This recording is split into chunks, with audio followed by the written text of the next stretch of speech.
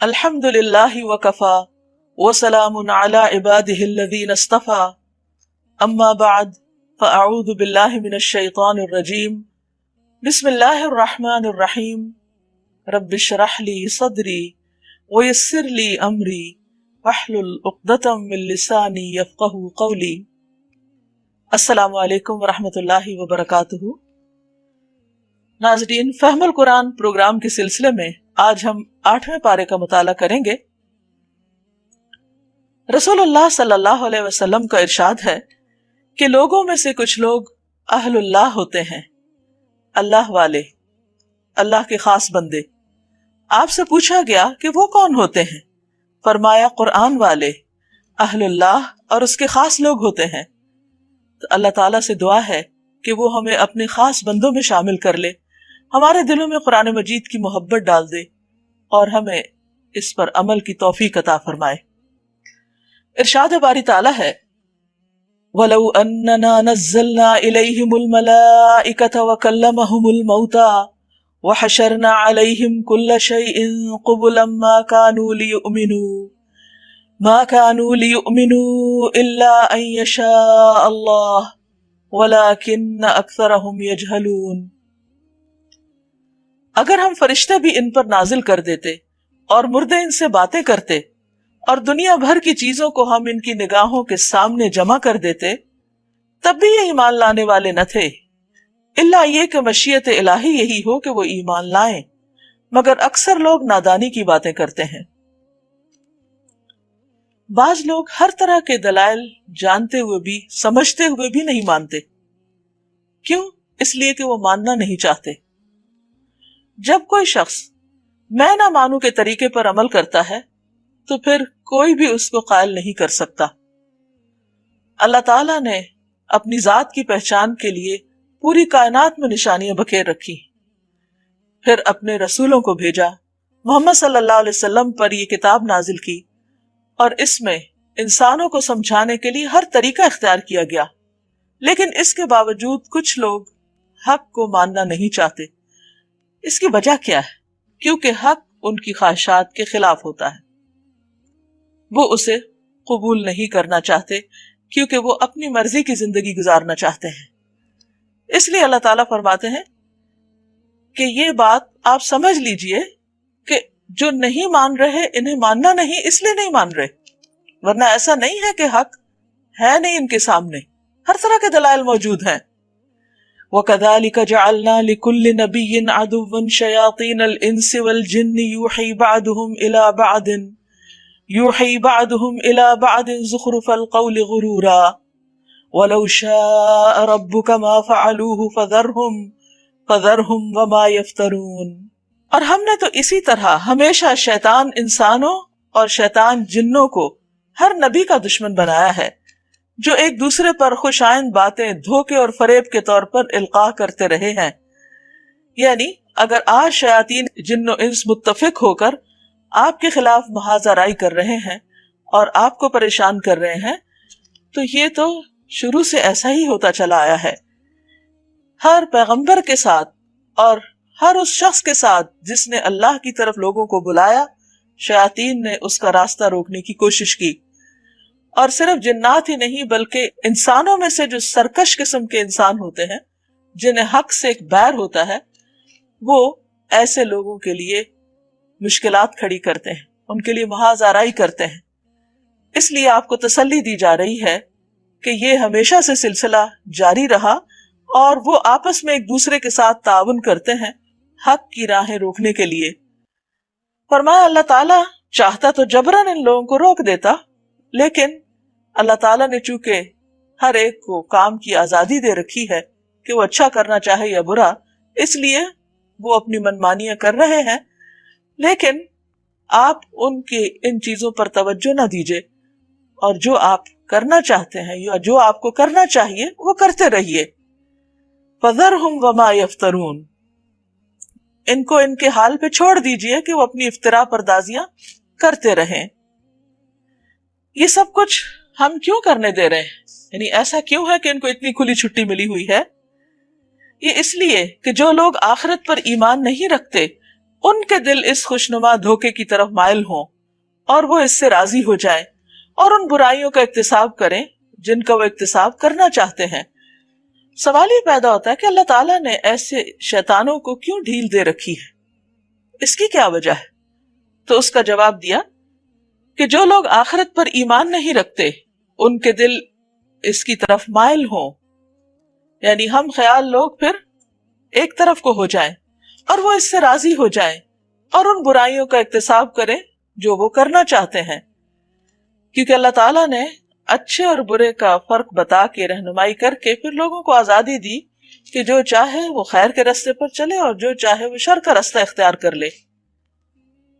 پھر جب حال یہ ہے تو کیا میں اللہ کے سوا کوئی اور فیصلہ کرنے والا تلاش کروں؟ یعنی نبی صلی اللہ علیہ وسلم مسلمانوں سے خطاب کر کے فرما رہے ہیں حالانکہ اس نے پوری تفصیل کے ساتھ تمہاری طرف کتاب نازل کر دی ہے، اور جن لوگوں کو ہم نے تم سے پہلے کتاب دی تھی وہ جانتے ہیں کہ یہ کتاب تمہارے رب ہی کی طرف سے حق کے ساتھ نازل ہوئی ہے، لہٰذا تم شک کرنے والوں میں شامل نہ ہو۔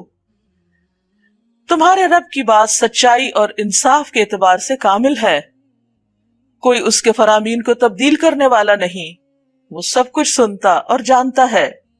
وَإِن تُطِعْ أَكْثَرَ مَن فِي الْأَرْضِ يُضِلُّوكَ عَن سَبِيلِ اللَّهِ، اور اگر آپ ان لوگوں کی اکثریت کے کہنے پر چلیں جو زمین میں بستے ہیں تو وہ تمہیں اللہ کے راستے سے بھٹکا دیں گے، کیونکہ زمین پر رہنے والوں کی اکثریت اپنی خواہشات کی پیروی کرتی ہے۔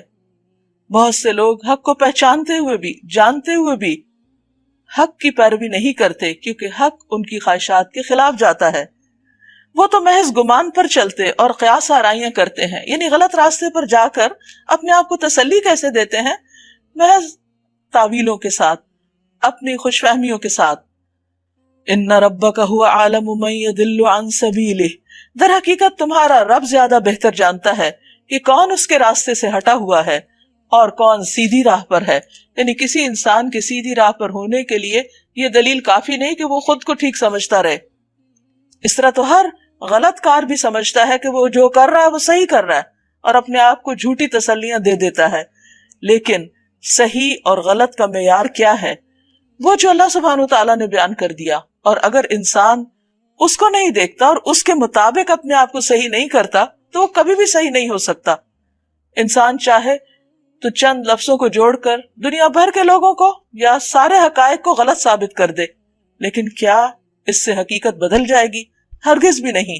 اس لیے انسان کی خیر اور بھلائی اس میں ہے کہ حق کے لیے معیار وہ اللہ کی کتاب کو بنائے، اس کے مطابق خود کو ڈھالے، نہ کہ اپنی خواہشات کے مطابق اللہ کی کتاب کو الٹے معنی پہنانا شروع کر دے۔ فَكُلُوا مِمَّا ذُكِرَ اسْمُ اللَّهِ عَلَيْهِ إِن كُنتُم بِآيَاتِهِ مُؤْمِنِينَ، پھر اگر تم لوگ اللہ کی آیات پر ایمان رکھتے ہو تو جس جانور پر اللہ کا نام لیا گیا ہو اس کا گوشت کھاؤ، کیونکہ جس جانور پر اللہ کا نام نہ لیا گیا ہو وہ شیطان کا رزق ہوتا ہے۔ آخر کیا وجہ ہے کہ وہ چیز نہ کھاؤ جس پر اللہ کا نام لیا گیا ہو، حالانکہ جن چیزوں کا استعمال حالت اضطرار کے سوا دوسری تمام حالتوں میں اللہ نے حرام کر دیا ہے ان کی تفصیل وہ تمہیں بتا چکا ہے۔ جس کھانے پر اللہ کا نام نہ لیا جائے وہ ابلیس کا رزق ہوتا ہے۔ عبداللہ بن عباس رضی اللہ عنہما سے مروی ہے کہ رسول اللہ صلی اللہ علیہ وسلم نے فرمایا، ابلیس نے کہا، اے اللہ تو نے اپنی ساری مخلوق کا رزق بیان کر دیا، میرا رزق کس میں ہے؟ اللہ نے فرمایا، جس چیز پر میرا نام نہ لیا گیا ہو۔ نبی صلی اللہ علیہ وسلم کے مخالفین آپ پر جن باتوں پر اعتراض کرتے تھے ان میں سے ایک یہ بھی تھی کہ یہ کیسا دین آپ لائے ہیں کہ جس میں اللہ نے جو مار دیا اس کو آپ نے حرام کر دیا اور جو آپ لوگ خود مارتے ہیں اس کو حلال کر لیتے ہیں۔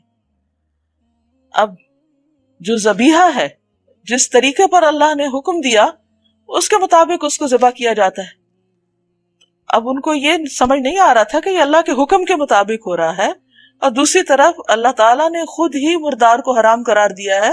تو اصل چیز ہے اللہ کا حکم ماننا، نہ کہ اپنے شوشے چھوڑ کر حلال کو حرام یا حرام کو حلال کرنا۔ اور اللہ کی کتاب میں واضح طور پر بتا دیا گیا کہ جس جانور کو ذبح کرتے وقت اللہ کا نام نہیں لیا گیا اس کو مت کھاؤ، یعنی جو مردار ہو یا ویسے غیر اللہ کے نام پر ذبح کیا گیا ہو۔ تو یہی بات ہے کہ جب انسان حق کی پیروی نہیں کرنا چاہتا تو اسی قسم کے الفاظ سے خود کو تسلی دے دیتا ہے اور پھر اپنی غلط روش پر جم جاتا ہے۔ بکثرت لوگوں کا حال یہ ہے کہ علم کے بغیر محض اپنی خواہشات کی بنا پر گمراہ کن باتیں کرتے ہیں۔ ان حد سے گزرنے والوں کو تمہارا رب خوب جانتا ہے۔ تم کھلے گناہوں سے بھی بچو اور چھپے گناہوں سے بھی۔ وَذَرُوا ظَاهِرَ الْإِثْمِ وَبَاطِنَهُ۔ گناہ سے انسان کیوں بچے؟ کیونکہ وہ اللہ سبحانہ وتعالیٰ کا ناپسندیدہ کام ہوتا ہے، اور اللہ سبحانہ وتعالیٰ لوگوں کے بیچ میں بھی ہم کو دیکھتے ہیں اور تنہائی میں بھی دیکھتے ہیں۔ جب کوئی اور نہیں دیکھ سکتا وہ وہاں بھی دیکھتے ہیں۔ اس لیے اگر کوئی شخص لوگوں کے بیچ میں غلط کام نہیں کرتا اور چھپ کے کرتا ہے تو اس کا مطلب یہ ہے کہ وہ اللہ سے نہیں ڈرتا اور لوگوں کے ڈر سے وہ غلط کام چھوڑ رہا ہے۔ تو کوئی بھی کام جو اللہ کے لیے نہ کیا جائے اللہ تعالیٰ اس کو قبول نہیں کرتے۔ تو اگر کوئی شخص گناہ کا کام یا برا کام صرف اس لیے نہیں کر رہا کہ ہائے لوگ کیا کہیں گے، یعنی لوگوں کے ڈر سے، تو اس کام کے چھوڑنے پر پھر اللہ کے ہاں اس کے لیے کوئی اجر نہیں۔ ان الذین یکسبون الاثم سیجزون بما کانوا یقترفون۔ بے شک وہ لوگ جو گناہ کا اکتساب کرتے ہیں وہ اپنی اس کمائی کا بدلہ پا کر رہیں گے۔ وَلَا تَأْكُلُوا مِمَّا لَمْ يُذْكَرِ اسْمُ اللَّهِ عَلَيْهِ وَإِنَّهُ لَفِسْقٌ۔ اور جس جانور کو اللہ کا نام لے کر ذبح نہ کیا گیا ہو اس کا گوشت نہ کھاؤ، ایسا کرنا فسق ہے۔ شیاطین اپنے ساتھیوں کے دلوں میں شکوک و اعتراضات القاء کرتے ہیں تاکہ وہ تم سے جھگڑا کریں، لیکن اگر تم نے ان کی اطاعت قبول کر لی تو یقیناً تم مشرک ہو۔ أَوَمَنْ كَانَ مَيْتًا فَأَحْيَيْنَاهُ وَجَعَلْنَا لَهُ نُورًا يَمْشِي بِهِ فِي النَّاسِ كَمَنْ مَثَلُهُ فِي الظُّلُمَاتِ لَيْسَ بِخَارِجٍ مِّنْهَا كَذَلِكَ زُيِّنَ لِلْكَافِرِينَ مَا كَانُوا يَعْمَلُونَ۔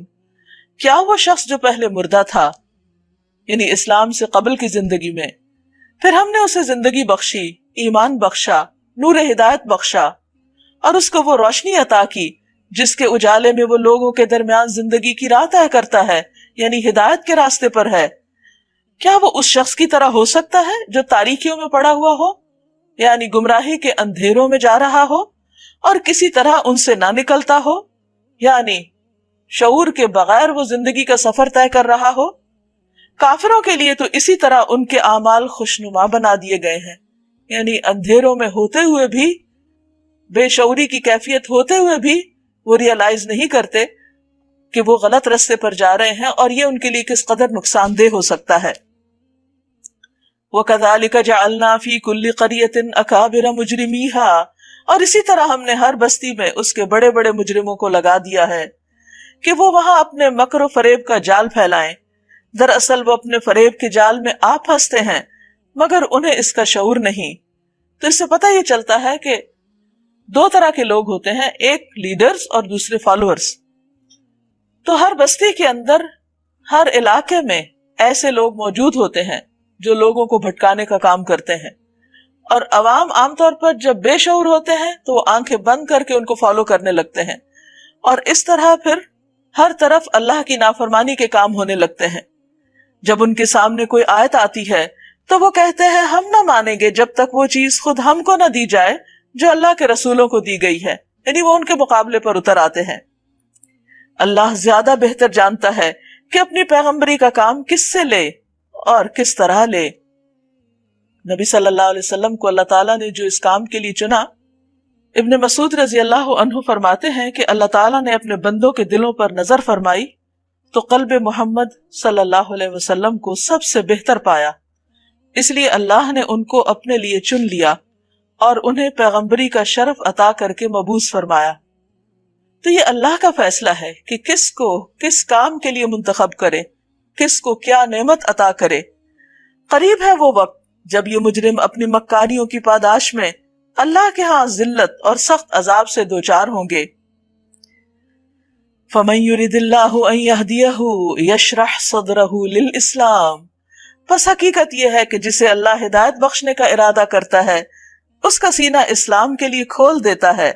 یعنی پھر اس کے لیے حق کو قبول کرنا کچھ مشکل نہیں رہتا، اس کے اندر کی ساری رکاوٹیں دور ہو جاتی ہیں، اور جسے گمراہی میں ڈالنے کا ارادہ کرتا ہے اس کے سینے کو تنگ کر دیتا ہے اور ایسا بھجتا ہے اسے یوں معلوم ہوتا ہے گویا اس کی روح آسمان کی طرف پرواز کر رہی ہے، کیونکہ انسان جو جو اوپر جاتا آکسیجن کم ہوتی ہے اور سانس آنا مشکل ہوتا ہے، سینہ گھٹنے لگتا ہے، تو بالکل اسی طرح کچھ لوگ ایسے ہوتے ہیں کہ جن کے سامنے حق کی بات آئے تو ان کا دل تنگ ہونے لگتا ہے، وہ اس کو قبول نہیں کرتے، اس سے خوش نہیں ہوتے، اور جو لوگ حق کے متلاشی ہوتے ہیں، حق کے طالب ہوتے ہیں، جو روشنی کے طلبگار ہوتے ہیں، ان کے سامنے جو ہی حق آتا ہے تو وہ خوشی سے کھل اٹھتے ہیں، ان کے دل کھل جاتے ہیں، وہ باتیں ان کے دلوں پر اثر کرتی ہیں اور وہ حق ان کے اندر جا اترتا ہے، پھر ان کو نور بصیرت نصیب ہوتا ہے جس کی روشنی میں وہ دنیا میں اپنا سفر طے کرتے ہیں اور بہت سی رکاوٹوں کے باوجود پوری استقامت کے ساتھ اللہ کے راستے پر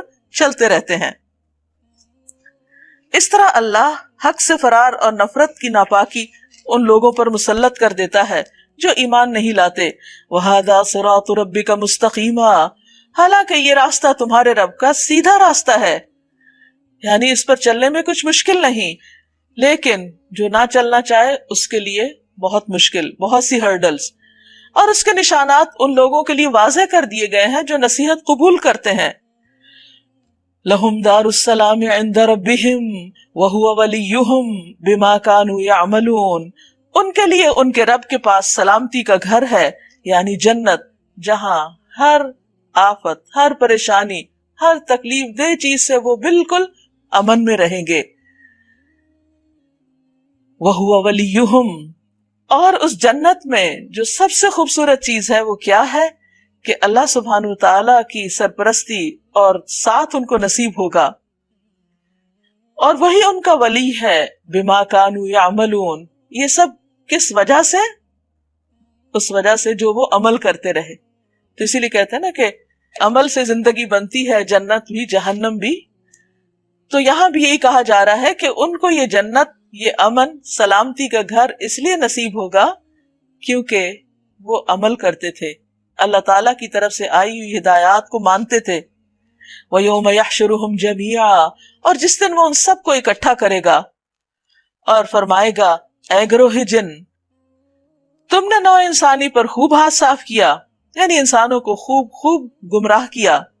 انسانوں میں سے جو ان کے دوست تھے وہ عرض کریں گے پروردگار، ہم میں سے ہر ایک نے دوسرے کو خوب استعمال کیا، یعنی ہم نے ایک دوسرے سے ناجائز فائدے اٹھائے اور ایک دوسرے کو ایکسپلائٹ کیا، اپنے کاموں کے لیے استعمال کیا۔ انسانوں میں سے جو ان کے دوست تھے وہ عرض کریں گے پروردگار، ہم نے ایک دوسرے کو خوب استعمال کیا اور اب ہم اس وقت پر آ پہنچے ہیں جو تو نے ہمارے لیے مقرر کر دیا تھا، یعنی ہمیں معلوم تھا کہ ایک وقت آنے والا ہے جب ہمارا حساب کتاب ہوگا، لیکن اس کے باوجود بھی ہم اپنی خواہشات کے پیچھے پڑے رہے۔ اللہ فرمائے گا اچھا اب آگ تمہارا ٹھکانہ ہے، اس میں تم ہمیشہ رہو گے، اس سے بچیں گے صرف وہی جنہیں اللہ بچانا چاہے گا، بے شک تمہارا رب دانا اور علیم ہے، یعنی اللہ تعالیٰ کو اختیار ہے کہ جسے چاہے سزا دے، جسے چاہے معاف کر دے، لیکن یہ معافی اور یہ سزا محض اللہ کی خواہش پر مبنی نہیں بلکہ علم اور حکمت پر مبنی ہے، یعنی ایسا نہیں کہ اللہ تعالیٰ نعوذ باللہ دنیا کے بادشاہوں کی طرح ہے، جس کو چاہے خوب انعامات سے نواز دے، خواہ وہ اس کا اہل ہو یا نہ، اور جس کو چاہے سزا دے چاہے وہ اس کا مستحق نہ ہو۔ اللہ سبحانہ تعالیٰ کا ہر فیصلہ اس کے علم اور حکمت پر مبنی ہے، اس لیے اس پر کوئی اعتراض نہیں کر سکتا۔ وَكَذَلِكَ نُوَلِّي بَعْضَ الظَّالِمِينَ بَعْضًا بِمَا كَانُوا يَكْسِبُونَ، دیکھو اس طرح ہم آخرت میں ظالموں کو ایک دوسرے کا ساتھی بنائیں گے اس کمائی کی وجہ سے جو وہ دنیا میں ایک دوسرے کے ساتھ مل کر کرتے تھے۔ یا معشر الجن والانس الم یأتکم رسل منکم یقصون علیکم آیاتی وینذرونکم لقاء یومکم ھذا، تو اللہ تعالیٰ یہ بھی پوچھے گا کہ اے گروہ جن و انس، کیا تمہارے پاس خود تم ہی میں سے وہ پیغمبر نہیں آئے تھے جو تم کو میری آیات سناتے اور اس دن کے انجام سے ڈراتے؟ وہ کہیں گے ہاں، ہم خود اپنے خلاف گواہی دیتے ہیں۔ آج دنیا کی زندگی نے ان لوگوں کو دھوکے میں ڈال رکھا ہے، مگر اس وقت وہ خود اپنے خلاف گواہی دیں گے کہ وہ کافر تھے۔ اللہ کی نافرمانی کے طریقے پہ چلتے رہے۔ یہ شہادت ان سے اس لیے لی جائے گی کہ یہ ثابت ہو جائے کہ تمہارا رب بستیوں کو ظلم کے ساتھ تباہ کرنے والا نہیں، جبکہ ان کے باشندے حقیقت سے ناواقف ہوں۔ یعنی اللہ تعالیٰ بندوں کو پہلے صحیح راہ دکھاتا ہے، پھر جب بندے انکار کرتے ہیں تو اس کے بعد ان پر عذاب آتا ہے۔ وَلِكُلٍّ دَرَجَاتٌ مِّمَّا عَمِلُوا، ہر شخص کا درجہ اس کے عمل کے لحاظ سے ہے، اور تمہارا رب لوگوں کے اعمال سے بے خبر نہیں۔ یعنی ہم میں سے ہر شخص جو کچھ بھی کر رہا ہے، چھوٹی سے چھوٹی نیکی سے لے کر بڑے سے بڑا کام جو انسان کی وسعت میں ہے یا انسان اس کے لیے محنت کرتا ہے، تو یہ تمام چیزیں انسان کے نامہ اعمال میں درج ہو رہی ہیں، اور کل انسان کو درجات اسی کے مطابق ملیں گے۔ اس لیے ہم سب کے لیے ضروری ہے کہ ہم اعمال پر توجہ دیں، کیونکہ باتیں فائدہ نہ دیں گی اگر کام نہ ہوں گے۔ وَرَبُّكَ الْغَنِيُّ ذُو الرَّحْمَةِ، اور تیرا رب بے نیاز رحمت والا ہے، مہربانی اس کا شیوا ہے۔ یعنی اللہ تعالی ایک طرف بہت مہربان ہے، اور اس کی رحمت 99 حصے اس کے پاس ہیں، اور صرف ایک حصہ دنیا میں بھیجا ہے۔ إِن يَشَأْ يُذْهِبْكُمْ وَيَسْتَخْلِفْ مِن بَعْدِكُمْ مَا يَشَاءُ كَمَا أَنشَأَكُم مِّن ذُرِّيَّةِ قَوْمٍ آخَرِينَ، اگر وہ چاہے تو تم لوگوں کو لے جائے اور تمہاری جگہ دوسرے جن لوگوں کو چاہے لے آئے، جس طرح اس نے تمہیں کچھ اور لوگوں کی نسل سے اٹھایا ہے۔ تم سے جس چیز کا وعدہ کیا جا رہا ہے وہ یقیناً آنے والی ہے، اور تم خدا کو عاجز کر دینے کی طاقت نہیں رکھتے۔ قُلْ يَا قَوْمِ اعْمَلُوا عَلَى مَكَانَتِكُمْ إِنِّي عَامِلٌ فَسَوْفَ تَعْلَمُونَ مَنْ تَكُونُ لَهُ عَاقِبَةُ الدَّارِ إِنَّهُ لَا يُفْلِحُ الظَّالِمُونَ۔ اے محمد صلی اللہ علیہ وسلم کہہ دیجئے کہ لوگوں تم اپنی جگہ عمل کرتے رہو، اور میں بھی اپنی جگہ عمل کر رہا ہوں۔ ان قریب تمہیں معلوم ہو جائے گا کہ انجام کار کس کے حق میں بہتر ہوتا ہے۔ حقیقت یہ ہے کہ ظالم کبھی فلاح نہیں پا سکتے۔ وَجَعَلُوا لِلَّهِ مِمَّا ذَرَأَ مِنَ الْحَرْثِ وَالْأَنْعَامِ نَصِيبًا، ان لوگوں نے اللہ کے لیے خود اسی کی پیدا کی ہوئی کھیتیوں اور مویشیوں میں سے ایک حصہ مقرر کیا ہے۔ یعنی اللہ تعالیٰ نے انہیں ایسا کوئی دین نہیں دیا تھا، انہوں نے یہ بدعات خود ایجاد کی، جو چیزیں اللہ نے پیدا کی اس میں کچھ حصے بنا دیے، اور کہتے ہیں کہ یہ اللہ کے لیے نہیں، ایک حصہ اللہ کے نام کا ان کے اپنے خیال کے مطابق، اور یہ دوسرا حصہ ہمارے ٹھہرائے ہوئے شریکوں کے لیے۔ دیا سب کچھ اللہ نے، لیکن اللہ کے دیے ہوئے میں سے غیر اللہ کے لیے انہوں نے حصہ نکالا۔ پھر جو حصہ ان کے ٹھہرائے ہوئے شریکوں کے لیے ہے وہ تو اللہ کو نہیں پہنچتا، مگر جو اللہ کے لیے ہے وہ ان کے شریکوں کو پہنچ جاتا ہے۔ کیسے برے فیصلے کرتے ہیں یہ لوگ۔ یعنی ہوتا یہ تھا کہ زمین کی کوئی پیداوار ہوتی یا جانور ہوتے تو ان میں سے کچھ تو اللہ کے نام پر غریبوں فقراء وغیرہ کو صدقہ کرتے، اور کچھ جو ہوتا تھا وہ بتوں کے نام پر نظر نیاز چڑھاوے چڑھاتے۔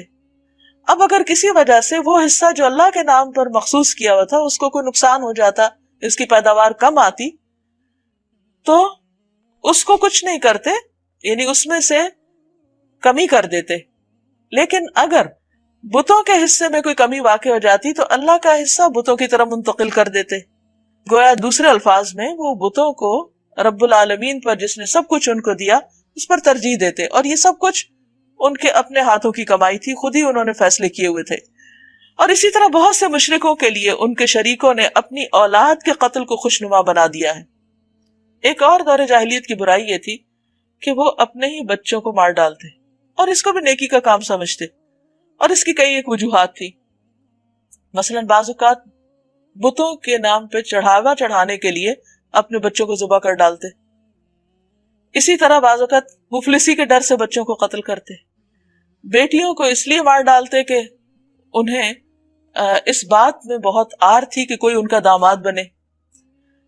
یہ ساری چیزیں، یہ سارے رسم و رواج بعض قبائل میں موجود تھے، اور بجائے اس کے کہ وہ اس کی قباحت کو سمجھتے اور اس کو برا جانتے، وہ اس کو علل اعلان کر رہے تھے اور بہت اچھا کام سمجھ کے کر رہے تھے۔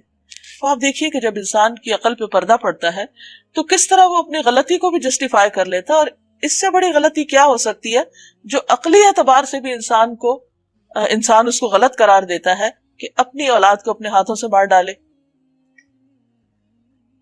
تو یہ سب کچھ ان کے لیے بہت خوشنما بن گیا تھا تاکہ ان کو ہلاکت میں مبتلا کریں، یعنی ہلاکت اخلاقی ہلاکت بھی ہے اور قومی ہلاکت بھی، اور انجام کار کے اعتبار سے بھی ہلاکت۔ لیردوہم ولیلبسوا علیہم دینہم، اور ان پر ان کے دین کو مشتبہ بنا دیں۔ کہتے وہ یہ تھے کہ ہم ابراہیم اور اسماعیل علیہ السلام کے پیروکار ہیں اور ہم ان کے مذہب کا اتباع کر رہے ہیں، حالانکہ ابراہیم علیہ السلام کے دین میں ایسی کوئی تعلیم نہ تھی۔ وَلَوْ شَاءَ اللَّهُ مَا فَعَلُوهُ فَذَرْهُمْ وَمَا يَفْتَرُونَ، اگر اللہ چاہتا تو یہ ایسا نہ کرتے، یعنی اللہ تعالیٰ زبردستی ان کو اس کام سے روک سکتا تھا، لیکن چونکہ اللہ نے آزادی دی ہے اس لیے ان کو اس کام کے لیے چھوڑ دیا کہ ایک ہی دفعہ پوچھے گا، لہٰذا انہیں چھوڑ دو کہ اپنی افتراء پردازیوں میں لگے رہیں۔ وَقَالُوا هَٰذِهِ أَنْعَامٌ وَحَرْثٌ حِجْرٌ، ان کی کچھ اور رسومات اور بدعات، کہتے ہیں یہ جانور اور یہ کھیت محفوظ ہیں، انہیں صرف وہی لوگ کھا سکتے ہیں جنہیں ہم کھلانا چاہیں، حالانکہ اللہ کے رزق میں سب کا حصہ ہے، حالانکہ یہ پابندی ان کی خود ساختہ ہے۔ پھر کچھ جانور ہیں جس پر سواری اور بار برداری حرام کر دی گئی ہے، اور کچھ جانور ہیں جن پر اللہ کا نام نہیں لیتے، اور یہ سب کچھ انہوں نے اللہ پر جھوٹ باندھا ہے، یعنی کہتے تھے ہمارے دین کا حصہ ہے۔ ہم قریب اللہ انہیں ان افتراء پردازیوں کا بدلہ دے گا، یعنی جو کچھ یہ کر رہے ہیں اس پر ان کا حساب ہوگا۔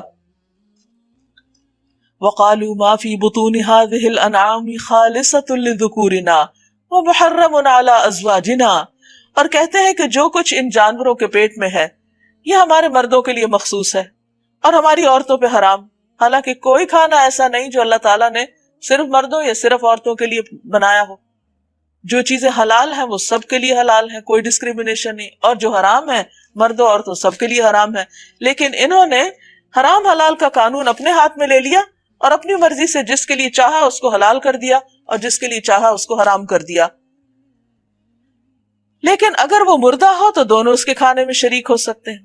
اب اس کی کیا لاجک ہے سوائے اس کے کہ وہ اپنی عقل سے فیصلے کر رہے تھے جس کی انہیں اجازت نہیں تھی۔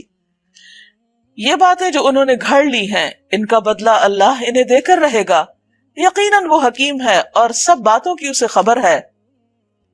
قد خسر الذين قتلوا اولادهم سفها بغير علم وحرموا ما رزقهم الله افتراء على الله، یقیناً خسارے میں پڑ گئے وہ لوگ جنہوں نے اپنی اولاد کو جہالت اور نادانی کی بنا پر قتل کیا اور اللہ کے دیے ہوئے رزق کو اللہ پر افتراء پردازی کر کے جھوٹ باندھ کے حرام کر لیا۔ قد ضلوا، یقیناً وہ بھٹک گئے، وما كانوا مہتدین، اور وہ ہرگز ہدایت پانے والوں میں سے نہ تھے۔ اولاد اللہ سبحانہ وتعالیٰ کی طرف سے جس بھی انسان کو ملتی ہے وہ اس کے لیے ایک امانت ہوتی ہے، وہ اپنی مرضی سے اس کے ساتھ زیادتی نہیں کر سکتا، ظلم نہیں کر سکتا، اور اولاد کی جان لینے کا اختیار انسان کو نہیں دیا گیا۔ کوئی شخص یہ سمجھے کہ میرے بچے ہیں میں جو چاہے کروں، تو بچے ضرور ہیں لیکن انسان ان کا مالک نہیں، مالک اللہ ہی ہے جو خالق ہے اصل میں، جس نے پیدا کیا۔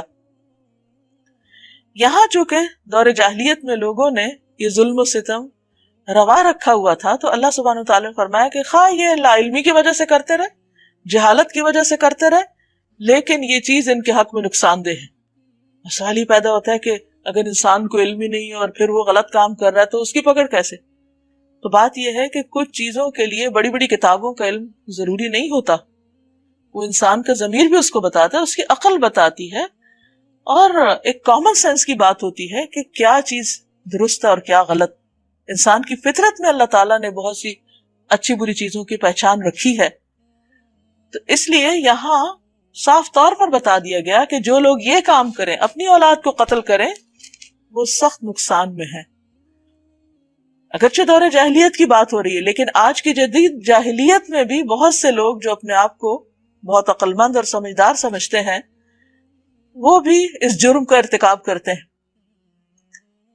اور آج کے دور میں جہاں بہت سی ترقی ہو گئی ہے اور بہت سی چیزوں کے راز معلوم کیے جانے کی کوششوں میں انسان کامیاب ہوا ہے، تو وقت سے پہلے جو فیٹس کے بارے میں پتہ چلتا ہے کہ وہ فیمیل ہے، تو آپ دیکھیے کہ ہزاروں لاکھوں کی تعداد میں سالانہ ایسے بچوں کو ماں کے پیٹ میں ہی قتل کر دیا جاتا ہے۔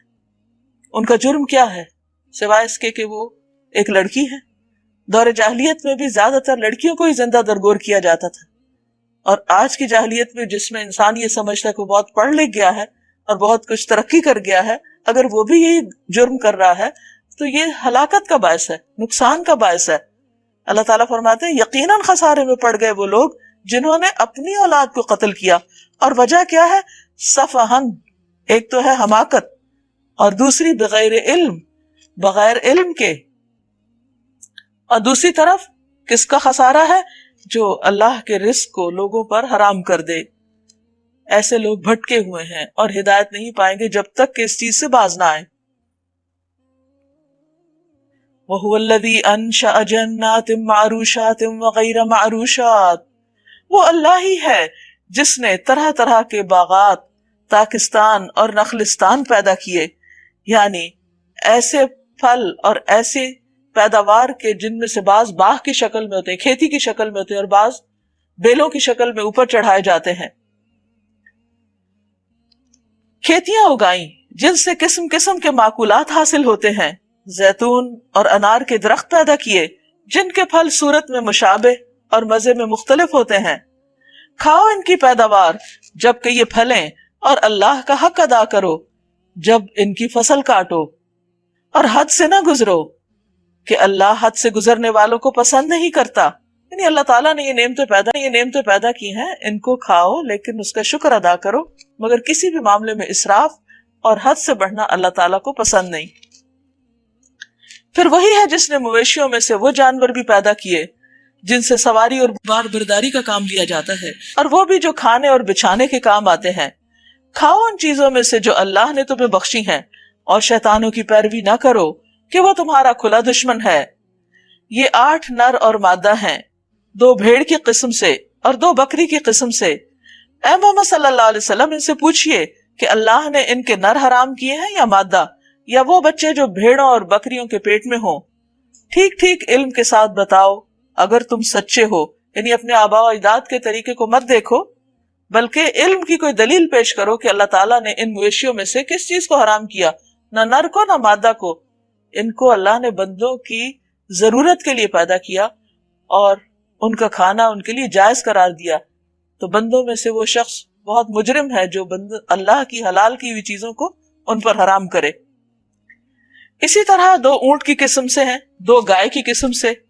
یہ اصل میں وہ معروف جانور ہیں جو عربوں کے ہاں پائے جاتے تھے، اس لیے انہی کا ذکر کیا گیا، بھینس کا نہیں یہاں پر ذکر۔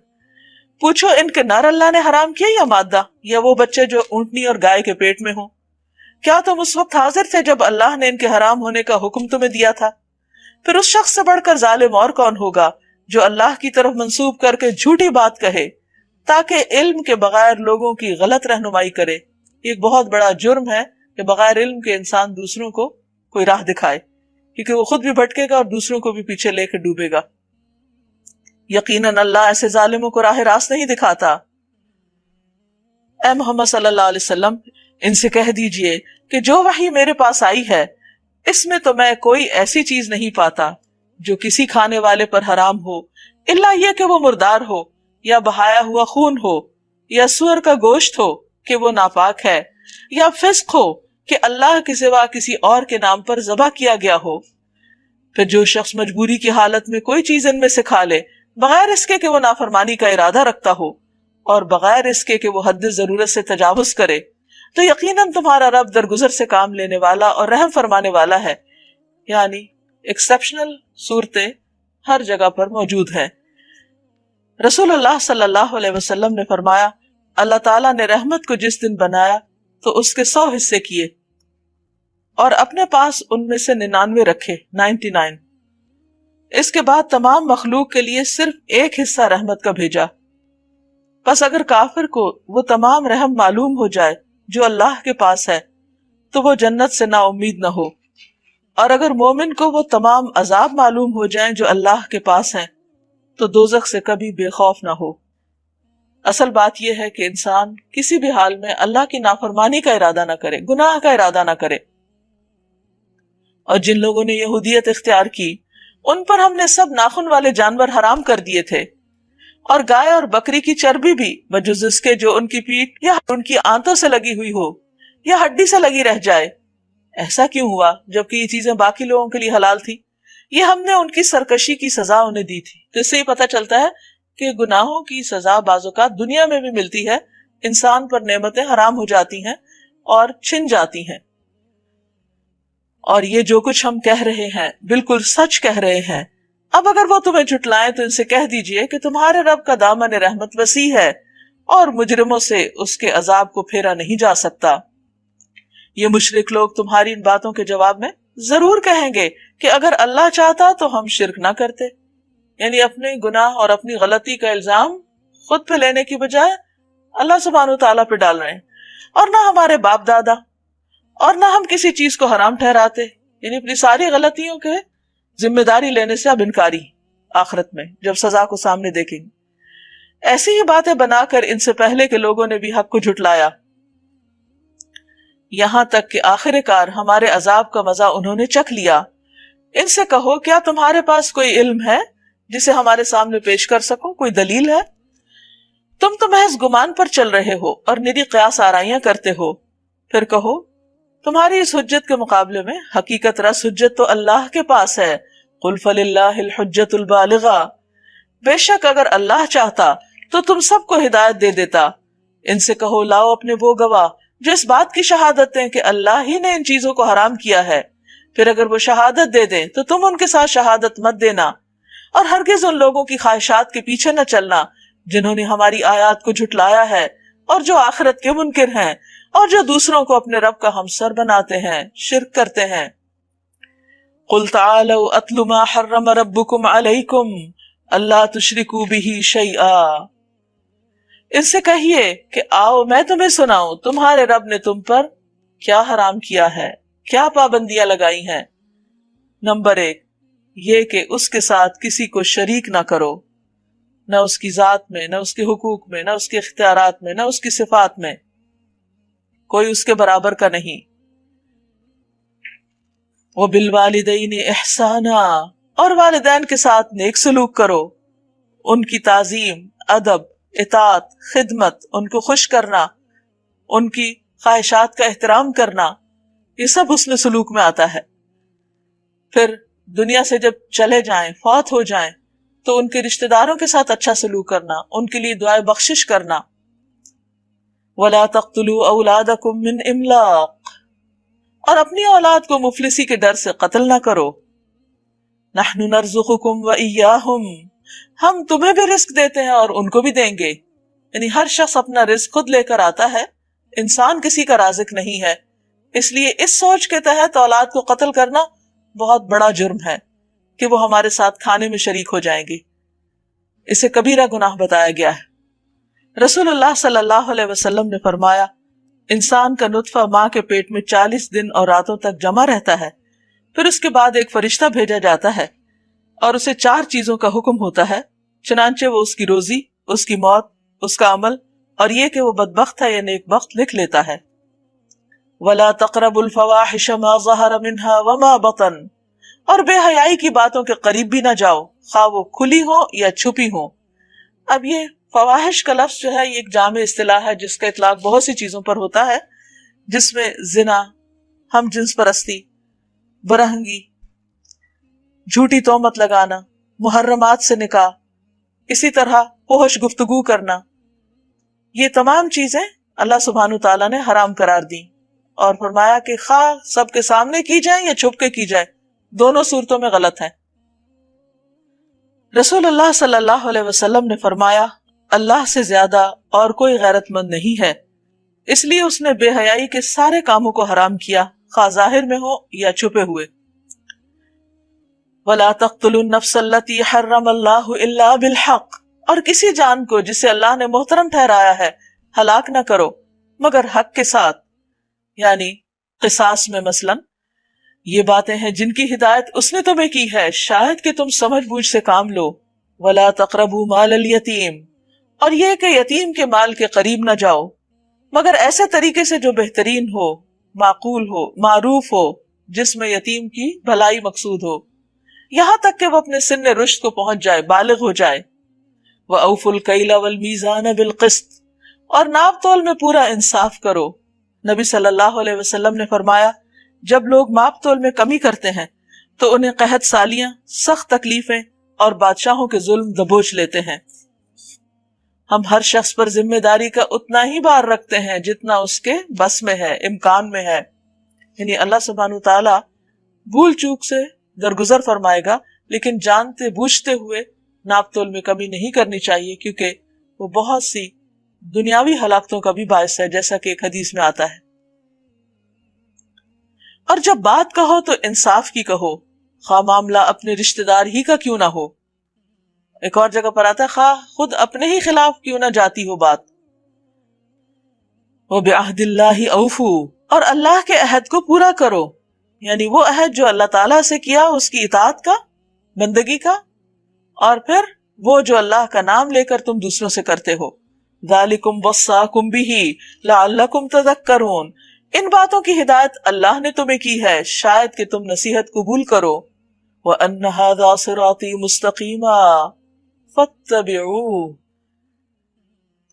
نیز یہ کہ اس کی ہدایت یہ ہے کہ یہی میرا سیدھا راستہ ہے، تم اسی پر چلو، یعنی اگر یہ کام کرو گے جن کا حکم ان آیات میں دیا گیا ہے تو تم سیدھے راستے پر ہوگے۔ وَلَا تَتَّبِعُوا السُّبُلَ فَتَفَرَّقَ بِكُمْ عَنْ سَبِيلِهِ، اور دوسرے راستوں پر نہ چلو، یعنی شیطان کے بتائے ہوئے راستوں پر، کہ وہ اس کے راستے سے ہٹا کر تمہیں بھٹکا دیں گے، صحیح راستے سے الگ کر دیں گے۔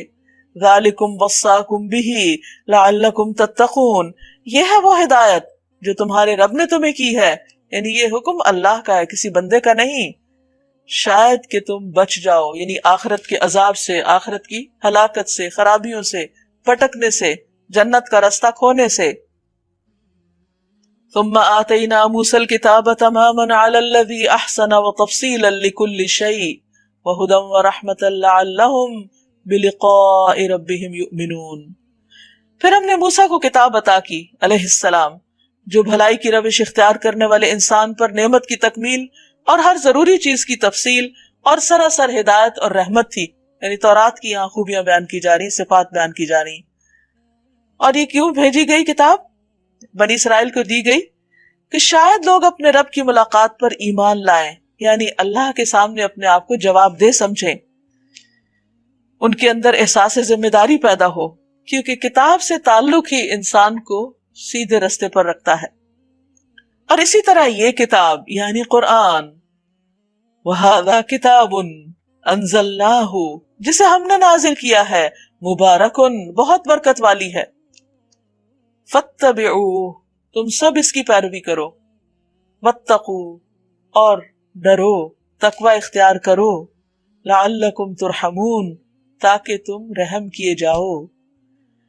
یعنی ہر دور کے لیے اللہ تعالیٰ نے ہدایت کا انتظام فرمایا، اور اے لوگو قیامت تک اب قرآن مجید ایک ایسی کتاب ہے کہ جو تمہاری ہدایت کے لیے اللہ نے بھیجی ہے۔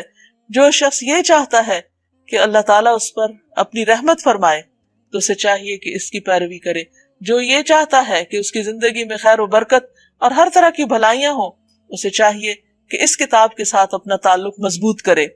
اور یہ اس لیے بھی بھیجی کہ ان تقولوا انما انزل الکتاب علی طائفتین من قبلنا، کہ کہیں تم یہ نہ کہو کہ ہم سے پہلے دو گروہوں کے پاس تو کتاب آئی تھی، ان کو تو تورات اور انجیل ملی، اور ہمارے پاس کوئی کتاب نہیں آئی۔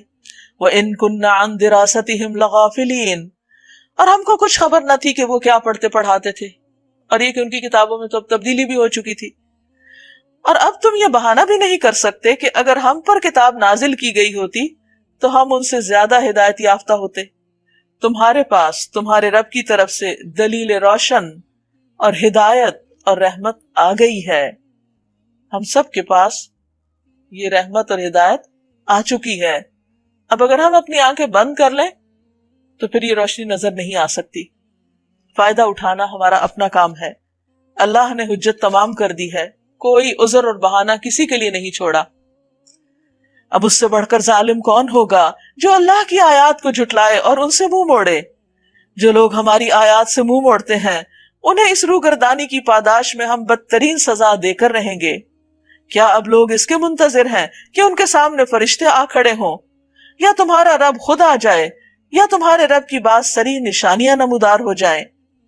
جس روز تمہارے رب کی بعض مخصوص نشانیاں نمودار ہو جائیں گی، پھر کسی ایسے شخص کو اس کا ایمان کچھ فائدہ نہ دے گا جو پہلے ایمان نہ لایا ہو، یا جس نے اپنے ایمان میں کوئی بھلائی نہ کمائی ہو۔ یعنی ایمان محض لفظی نہ ہو، صرف زبانی ماننے کی حد تک نہ ہو، بلکہ ایمان لا کر نیک عمل بھی کرنے ضروری ہیں، کیونکہ یہاں واضح طور پر فرمایا جا رہا او کسبت فی ایمانہا خیرا، کہ جس نے اپنے ایمان میں کوئی خیر نہیں کمائی، یعنی اس ایمان کا پھر کوئی فائدہ نہیں اٹھایا، کیونکہ ایمان تو انسان کو وہ قوت دیتا ہے جس سے عمل کی راہیں آسان ہو جاتی ہیں، مشکل سے مشکل کام بھی اس کو اچھے لگتے ہیں کیونکہ وہ اللہ کی خاطر کر رہا ہوتا ہے۔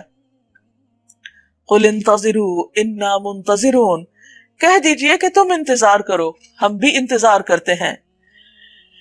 ان الذین فرقوا دینہم وکانوا شیعا لست منہم فی شیء، جن لوگوں نے اپنے دین کو ٹکڑے ٹکڑے کر دیا اور گروہ در گروہ بن گئے، یعنی فرقہ واریت اختیار کر لی، یقیناً ان سے تمہارا کچھ واسطہ نہیں۔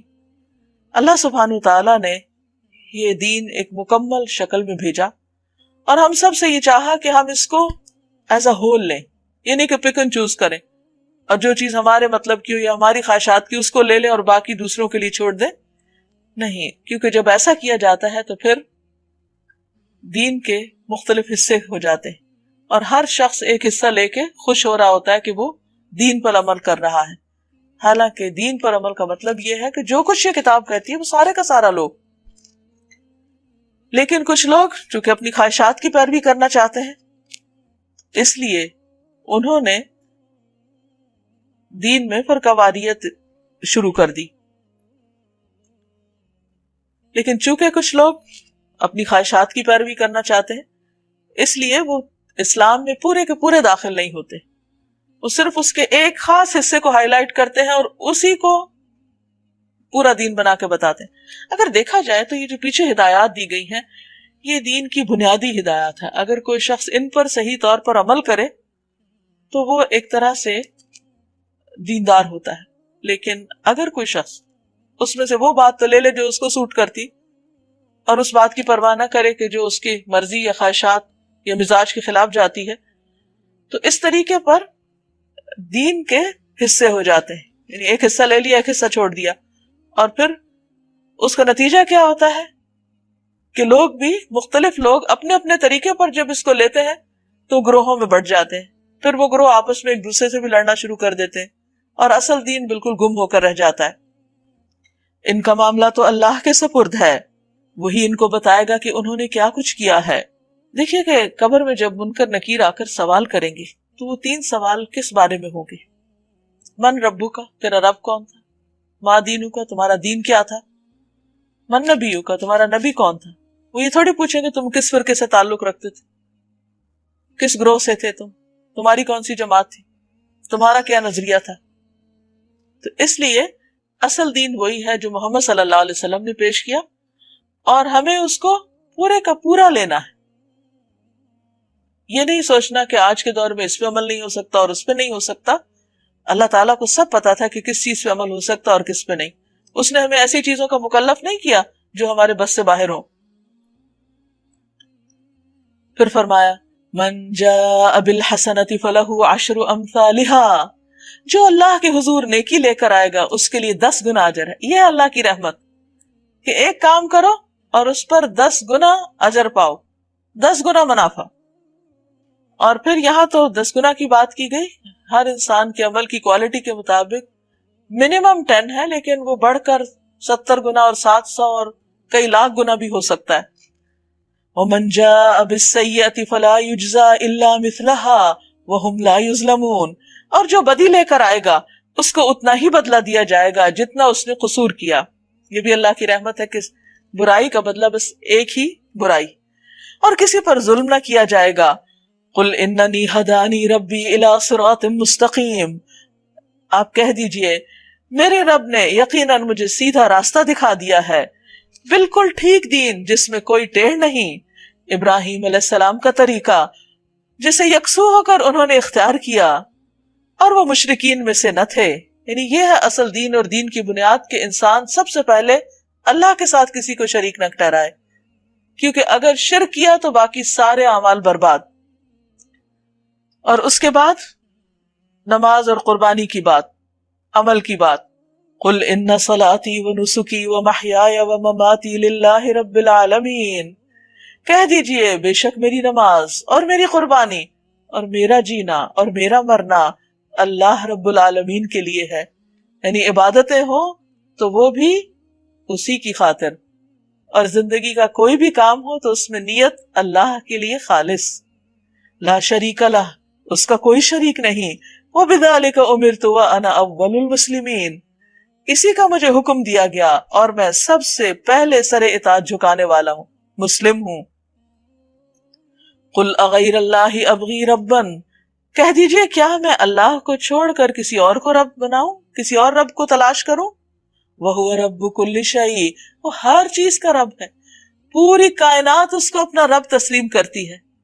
یہ کیسے ہو سکتا ہے کہ ہم انسان جن کو اللہ نے تھوڑی سی آزادی دی وہ اللہ کو چھوڑ کر کسی اور طرف رخ کر لیں؟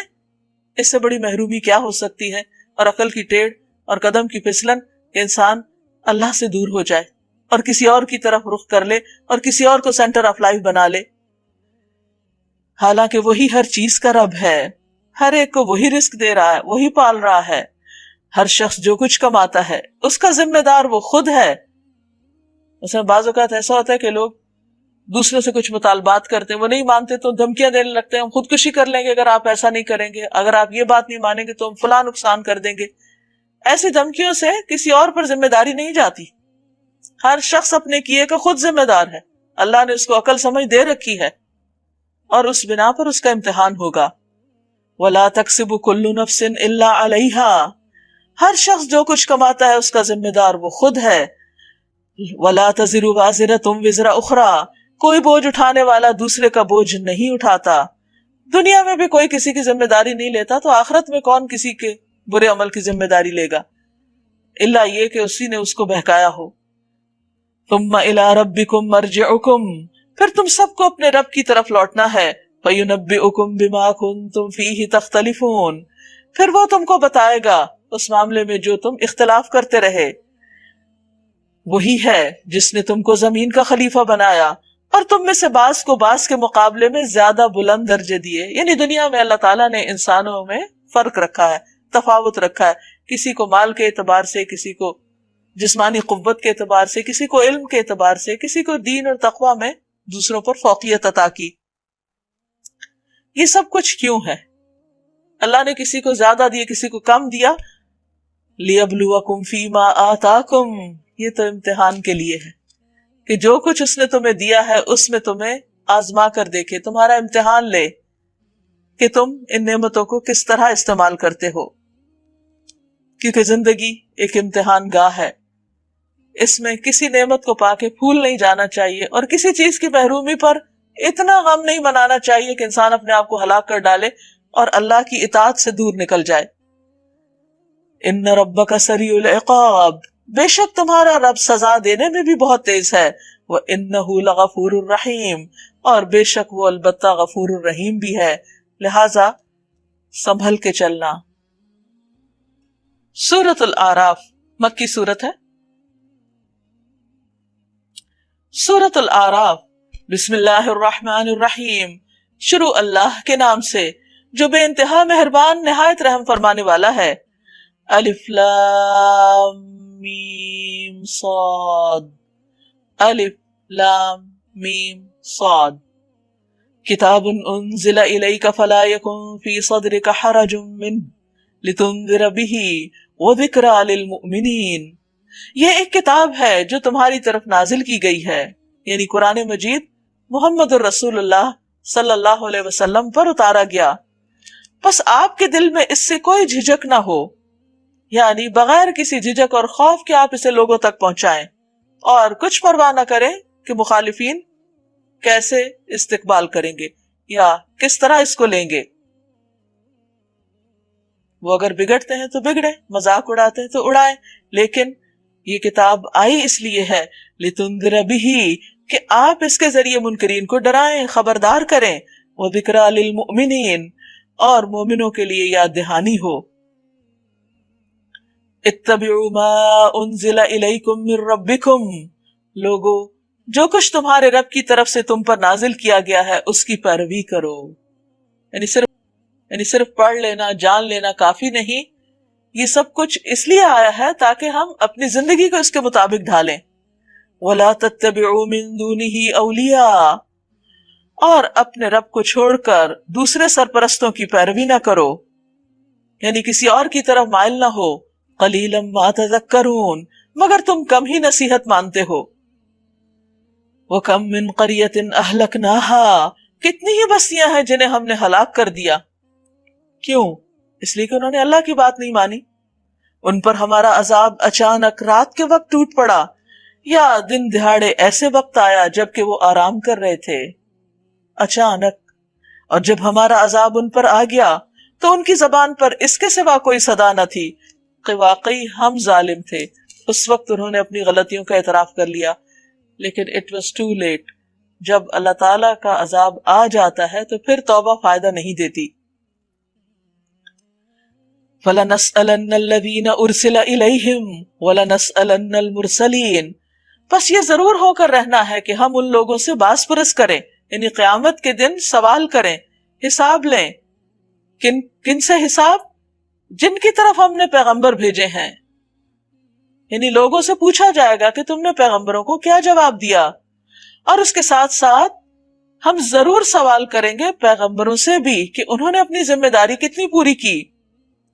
پھر ہم خود پورے علم کے ساتھ ساری سرگزشت ان کے آگے پیش کر دیں گے، ان کا سارا اعمال نامہ سامنے رکھ دیا جائے گا۔ آخر ہم کہیں غائب تو نہ تھے، یعنی ہم سب دیکھ رہے تھے۔ وَالْوَزْنُ يَوْمَئِذٍ الْحَقُّ، وزن، میزان اس دن بالکل برحق ہے، سچ ہے، درست ہے، عدل و انصاف پر مبنی ہے۔ نبی صلی اللہ علیہ وسلم نے فرمایا، قیامت کے دن بڑے بڑے ترازو رکھے جائیں گے، ان میں زمین و آسمان کا وزن بھی کیا جا سکے گا۔ فرشتے پوچھیں گے یہ ترازو کس کے لیے وزن کرے گا؟ اللہ تعالیٰ فرمائیں گے میں اپنی خلقت میں سے جس کے لیے چاہوں گا۔ فرشتے کہیں گے سبحانک ما عبدناک حق عبادتک، اے اللہ تو پاک ہے، ہم تیری ویسی عبادت نہ کر سکے جیسا کہ کرنے کا حق ہے۔ حالانکہ فرشتے دن رات اللہ کی عبادت کرتے ہیں۔ فَمَن ثَقُلَتْ مَوَازِينُهُ فَأُولَئِكَ هُمُ الْمُفْلِحُونَ، جن کے پلڑے بھاری ہوں گے، یعنی نیکیاں زیادہ ہوں گی، اچھے کام زیادہ ہوں گے، وہی دراصل فلاح پانے والے ہیں۔ وَمَنْ خَفَّتْ مَوَازِينُهُ، اور جن کے پلڑے ہلکے رہیں گے وہی اپنے آپ کو خسارے میں مبتلا کرنے والے ہوں گے۔ یعنی انسان کا نام اعمال دو چیزوں پر مشتمل ہوگا، اس کی اچھائیاں ایک طرف اور برائیاں ایک طرف، دونوں کا وزن ہوگا۔ جس کی نیکیاں زیادہ ہو گئی وہ کامیاب ہو گیا، اور جس کی برائیوں کا پلڑا جھک گیا وہ ناکام ہو گیا۔ فَأُولَئِكَ الَّذِينَ خَسِرُوا أَنفُسَهُمْ، کسی اور کا قصور نہیں، ان کے اپنے ہاتھوں کی کمائی ہوگی، وہی اپنے آپ کو خسارے میں مبتلا کرنے والے ہوں گے۔ یعنی اللہ تعالیٰ کسی پر ظلم نہیں کرے گا، کیونکہ وہ ہماری آیات کے ساتھ ظلم کرتے رہے، یعنی ان کا یا تو مذاق اڑایا، یا پوری طرح ان پر ایمان نہیں لائے، یا ان کے مطابق عمل نہیں کیا، ان کو ان کا حق نہیں دیا، کیونکہ ظلم عربی میں کہتے ہیں کسی چیز کو اس کا حق نہ دینا۔ وَلَقَدْ مَكَّنَّاكُمْ فِي الْأَرْضِ وَجَعَلْنَا لَكُمْ فِيهَا مَعَائِشَ قَلِيلًا مَا تَشْكُرُونَ، ہم نے تمہیں زمین میں اختیارات کے ساتھ بسایا اور تمہارے لیے یہاں سامان زیست فراہم کیا، یعنی صرف زمین پہ چھوڑ نہیں دیا، تمہاری ضرورت کی ہر چیز بھی زمین پر بھیجی، لیکن تمہارا طرز عمل کیا ہے اے انسان؟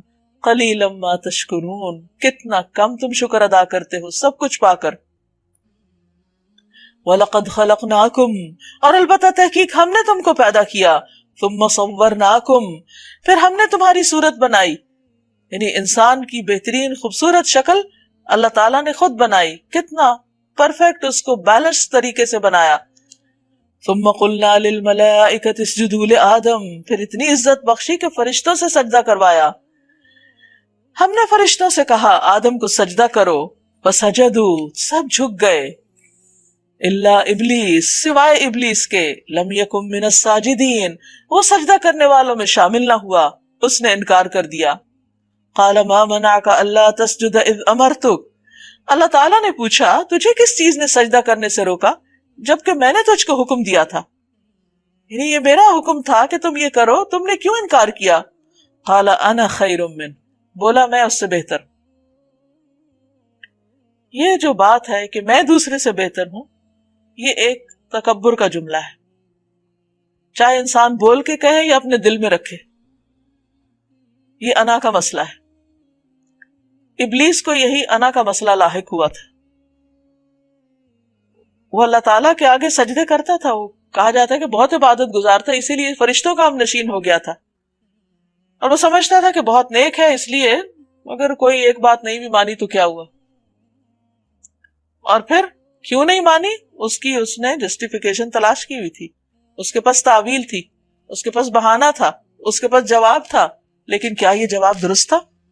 کیا یہ جواب مان لیا گیا؟ اس نے کہا کہ نہیں، میں انسان سے بہتر ہوں، میں انسان کے آگے کیوں جھکوں؟ اور پھر اس کا لاجک بھی پیش کیا، خلقتنی من نار وخلقتہ من طین، مجھے تو نے آگ سے بنایا اور اس کو مٹی سے بنایا۔ نبی صلی اللہ علیہ وسلم نے فرمایا ابلیس کو دھوئیں کی آگ سے پیدا کیا گیا، اور اس کے خیال میں آگ مٹی سے بہتر تھی، یہ بھی اس کا اپنا خیال تھا، حالانکہ آگ تو ہر چیز کو ختم کر دیتی ہے، اور مٹی میں چیزیں ملٹیپلائی ہوتی ہیں، گروتھ ہوتی ہے، تو دیکھا جائے تو مٹی زیادہ فائدے کی ہے، اگرچہ ہر چیز کا اپنا ایک فائدہ بھی ہے، لیکن اس کے عقل نے اس کو سجھایا کہ آگ مٹی سے بہتر ہے۔ اسی طرح انسان جب اللہ کی ہدایت کو معیار نہیں بناتا اور اپنی عقل کو معیار بناتا ہے تو بعض اوقات عقل اس کو دھوکے میں ڈال دیتی ہے، جیسے ابلیس کے ساتھ ہوا۔ قال فاہبط منہا، اللہ تعالیٰ نے فرمایا تم یہاں سے اتر جاؤ۔ وما یکون لک ان تتکبر فیہا، تمہیں حق نہیں کہ یہاں تم تکبر کرو، اپنی بڑائی کی دھونس جماؤ، اپنے آپ کو اچھا سمجھو۔ فخرج، نکل جاؤ، اللہ تعالیٰ ناراض ہو گئے۔ انک من الصاغرین، تم چھوٹے ہونے والوں میں سے ہو، تم صاغرین میں سے ہو۔ صاغر کا مطلب وہ ہوتا ہے جو چھوٹی حیثیت اختیار کر لے۔ حقیقت یہ ہے کہ جو شخص اپنے آپ کو بڑی چیز سمجھتا ہے وہ بندوں کی نگاہ میں بھی ذلیل ہوتا ہے، اور اللہ کی نگاہ میں تو سخت ناپسندیدہ ہے کہ کوئی شخص اپنے آپ کو دوسروں کے مقابلے میں زیادہ بہتر سمجھے۔ تو جو ایسا کرتا ہے وہ دراصل ذلیل ہو کے رہتا ہے۔ قال انظرنی الی یوم یبعثون، بولا مجھے اس دن تک مہلت دے جب یہ سب دوبارہ اٹھائے جائیں گے، یعنی مجھے اس وقت تک زندگی دے دے کہ میں ان کو بھٹکاتا رہوں حتیٰ کہ دنیا ختم ہو جائے اور پھر یہ دوبارہ اٹھائے جائیں حساب کتاب کے لیے۔ قال انک من المنظرین، اللہ تعالیٰ نے فرمایا جاؤ، چھٹی ہے تمہیں مہلت دے دی گئی۔ قال فبما اغویتنی، اب آپ دیکھیے مزید جرت، اللہ تعالیٰ کو الزام دے رہا ہے، کہا چونکہ تو نے مجھے گمراہی میں مبتلا کیا، یعنی سجدے کا حکم دے کر، نعوذ باللہ، اللہ تعالیٰ نے تو ایک حکم دیا تھا لیکن اس نے اس حکم کو بھی الٹا سمجھا۔ اب ایک شخص جو گمراہ ہو وہ کہے کہ اچھا اللہ نے حکم کیوں دیا، نہ دیتا تو نہ میں یہ غلط کام کرتا، تو یہ تو کوئی دلیل نہیں، یہ تو کوئی بہانہ نہیں۔ ہم مخلوق ہیں، ہمارا کام یہ ہے کہ ہمارا خالق، ہمارا رازق ہمیں جو کرنے کو کہے ہم خوش دلی سے کریں، نہ کہ اس پر اعتراضات کریں۔ تو اس نے اس کا بھی ایک بہانہ یا عذر تلاش کر لیا، چونکہ تو نے مجھے بہکایا تو میں بھی لَأَقْعُدَنَّ لَهُمْ صِرَاطَكَ الْمُسْتَقِيمَ، تیرے سیدھے رستے پر ان کے لیے بیٹھ جاؤں گا، ان کو تیری طرف نہیں آنے دوں گا۔ اب یہ ہے شیطان کا عزم اور ارادہ، اور یہ ہے اس کا پلان کہ بندے کو خالق کی طرف نہ جانے دے، وہاں سے اس کا رخ پھیر دے، ادھر ادھر کر دے، اس برائیوں کو اتنا خوبصورت بنا کے اس کے سامنے پیش کرے کہ وہ سمجھے کہ یہی زیادہ اچھا راستہ ہے۔ رسول اللہ صلی اللہ علیہ وسلم نے فرمایا شیطان ابن آدم کو گمراہ کرنے کے لیے مختلف راستوں پر بیٹھا ہوتا ہے۔ پہلے اسلام کے راستے میں بیٹھتا ہے اور اس سے کہتا ہے کیا تو اسلام قبول کر کے اپنے آباء و اجداد کا دین چھوڑ دے گا؟ وہ اس کی نافرمانی کر کے اسلام قبول کر لیتا ہے۔ ثم لآتینہم، پھر اس نے اپنی ساری پلاننگ بتا دی کہ میں کروں گا کیسے، پھر میں ضرور آؤں گا ان کے پاس، من بین ایدیہم، پھر اس نے اپنی ساری پلاننگ بتائی کہ میں یہ کام کیسے کروں گا. ثم لآتینہم من بین ایدیہم، پھر میں ضرور ان کے پاس آؤں گا ان کے سامنے سے، ومن خلفہم، اور ان کے پیچھے سے، وعن ایمانہم، اور ان کے دائیں سے، وعن شمائلہم، اور ان کے بائیں سے، ولا تجد اکثرہم شاکرین، اور تو ان کی اکثریت کو شکر گزار نہ پائے گا.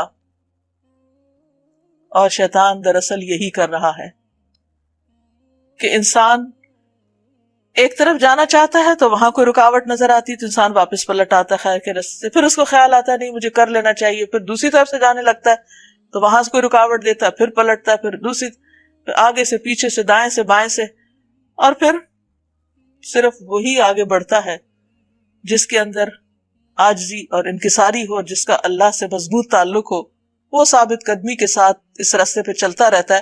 تو شیطان نے اوپر اور نیچے کا راستہ نہیں مینشن کیا، یہ دو راستے کھلے ہیں انسان کی نجات کے لیے، کہ ایک طرف اوپر سے وہ اللہ سبحانہ وتعالیٰ کے ساتھ مضبوط تعلق رکھے، اور دوسری طرف اپنے اندر عاجزی اختیار کرے اور سجدے میں پڑا رہے، اللہ کے آگے جھکے. یعنی فزیکل سجدے کے علاوہ اطاعت کا جذبہ، اللہ کی فرما برداری کا جذبہ.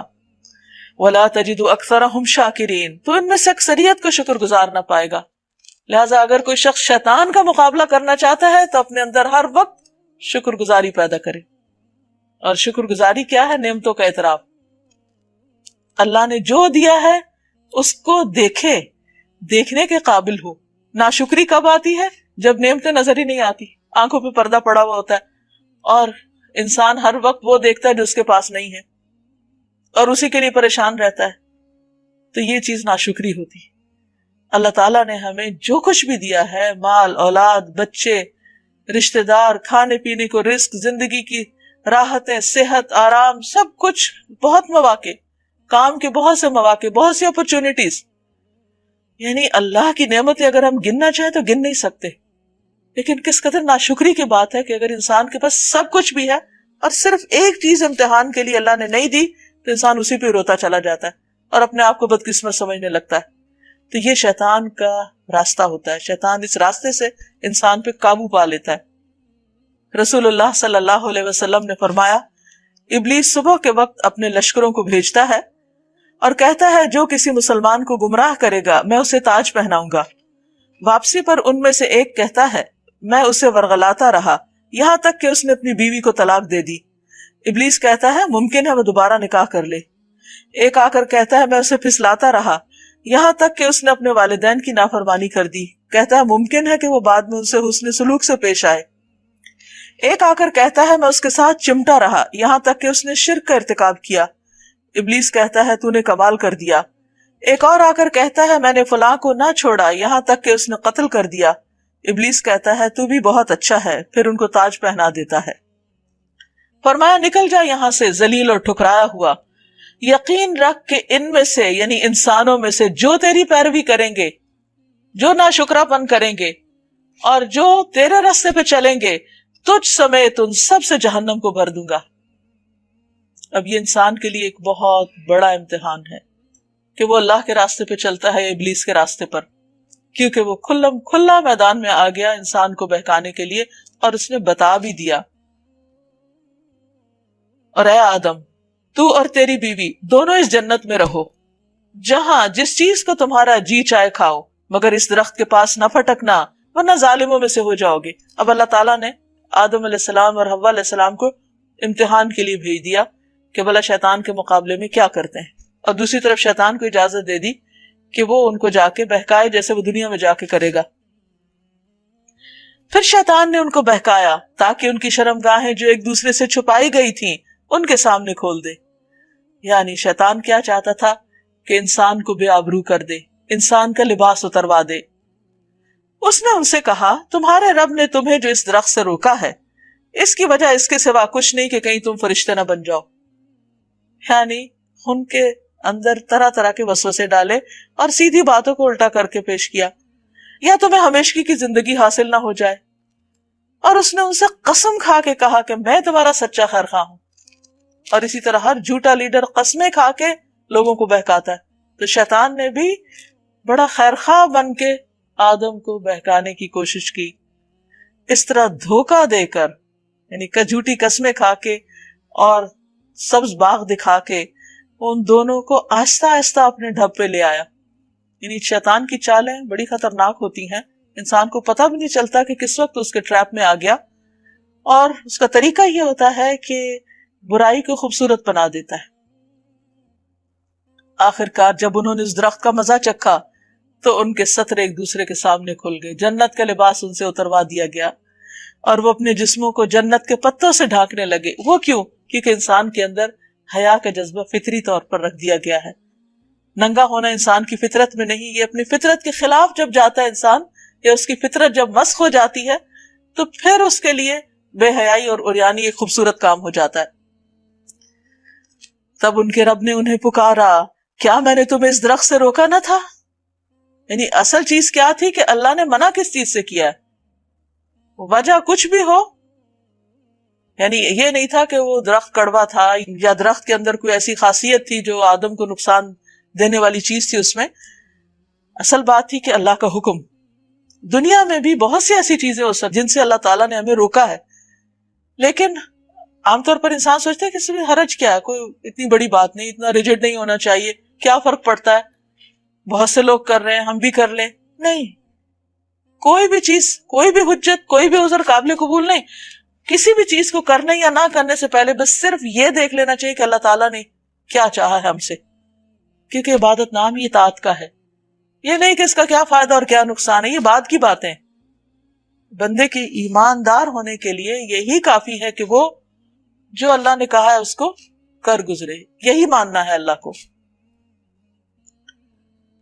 دونوں بول اٹھے، قالا ربنا ظلمنا انفسنا وان لم تغفر لنا وترحمنا لنکونن من الخاسرین. اے رب، ہم نے اپنی جانوں پہ ظلم کیا، اب اگر تو نے ہم سے درگزر نہ فرمایا اور رحم نہ کیا تو یقیناً ہم تباہ ہو جائیں گے. یہاں آپ دیکھیے کہ آدم علیہ السلام اور حوا علیہ السلام دونوں نے اپنی غلطی کا اعتراف کر لیا. یہی فرق ہے شیطان اور انسان میں. شیطان اکڑ گیا، دلیلیں دینے لگا، بہانے کرنے لگا، اور اس نے چیلنج کر دیا. اس کے برعکس جب آدم علیہ السلام کو احساس ہوا کہ بھول ہو گئی، خطا ہو گئی، فوراً پلٹ آئے اور رو رو کر اللہ سے معافی مانگنے لگے. اب ہمارے سامنے بھی یہ دونوں راستے کھلے ہیں کہ غلطی ہونے پر شیطان کا راستہ اختیار کرے یا اپنے باپ آدم علیہ السلام کا. اب جو جس کا راستہ اختیار کرے گا اسی کے ساتھ ہوگا. فرمایا اتر جاؤ، اتر جاؤ، تم ایک دوسرے کے دشمن ہو. یعنی انسان انسان کا، یا انسان شیطان کا، اور شیطان انسان کا. اور ایک حقیقت ہے کہ قرآن مجید میں شیطان کو انسان کا کھلا دشمن بتایا گیا. کھلا اس نے کہ اس نے اپنا منصوبہ بھی کھول کے بتا دیا تھا. وہ کوئی چھپ کے نہیں سب کچھ کر رہا، اس نے کہا کہ میں یہ کروں گا ضرور. تو ہر انسان کو چوکنا رہنے کی ضرورت ہے کہ ہر وہ چیز جو اللہ کی اطاعت کے خلاف ہو وہ دراصل شیطان کا راستہ ہوتی، خواہ وہ کتنی خوبصورت کیوں نہ ہو. اور تمہارے لیے ایک خاص مدت تک زمین ہی میں جائے قرار اور سامان زیست ہے. آنا تو آدم علیہ السلام کو زمین پر ہی تھا، کیونکہ اللہ نے ان کو پیدا ہی اس لیے کیا تھا کہ زمین پر بھیجے ان کو اور پھر ان کی اولاد کو، اور پھر ان کا امتحان لیا جائے. لیکن اگر یہ واقعہ پیش نہ آتا تو دوسرا طریقہ ہوتا زمین پہ آنے کا. لیکن یہ سارا ٹیسٹ وہیں پر کروا دیا گیا کہ دیکھو یہ پیش آنا ہے، دنیا میں یہ سب کچھ ہوگا.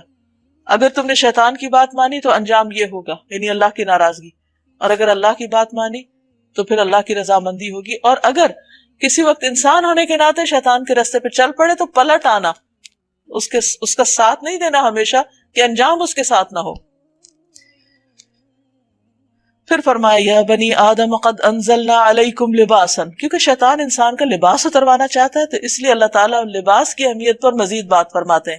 اور اس واقعے سے خاص طور پر ہمیں یہ سبق ملتا ہے، اے اولاد آدم، ہم نے تم پہ لباس نازل کیا، یعنی اللہ کی طرف سے حکم ہے لباس پہننے کا.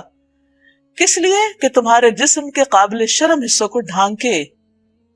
اور اگر انسان اللہ کے اس لباس کو قبول نہیں کرتا، اتار کے رکھ دیتا ہے پورا یا آدھا، تو یہ اللہ کی سخت نافرمانی ہے. اور تمہارے لیے جسم کی حفاظت اور زینت کا ذریعہ بھی ہو. اور بہترین لباس تقوی کا لباس ہے، یعنی محتاط لباس. اور تقوی دل میں ہوتا ہے، یعنی جب دل کے اندر شرم و حیا ہوگی تو ہی جسم کے اوپر نمایاں ہوگی. یہ اللہ کی نشانیوں میں سے ایک نشانی ہے، یعنی لباس اللہ کی نشانی ہے. باقی سارے جانوروں کو اللہ سبحانہ تعالیٰ نے لباس پہنا کے ہی بھیجا.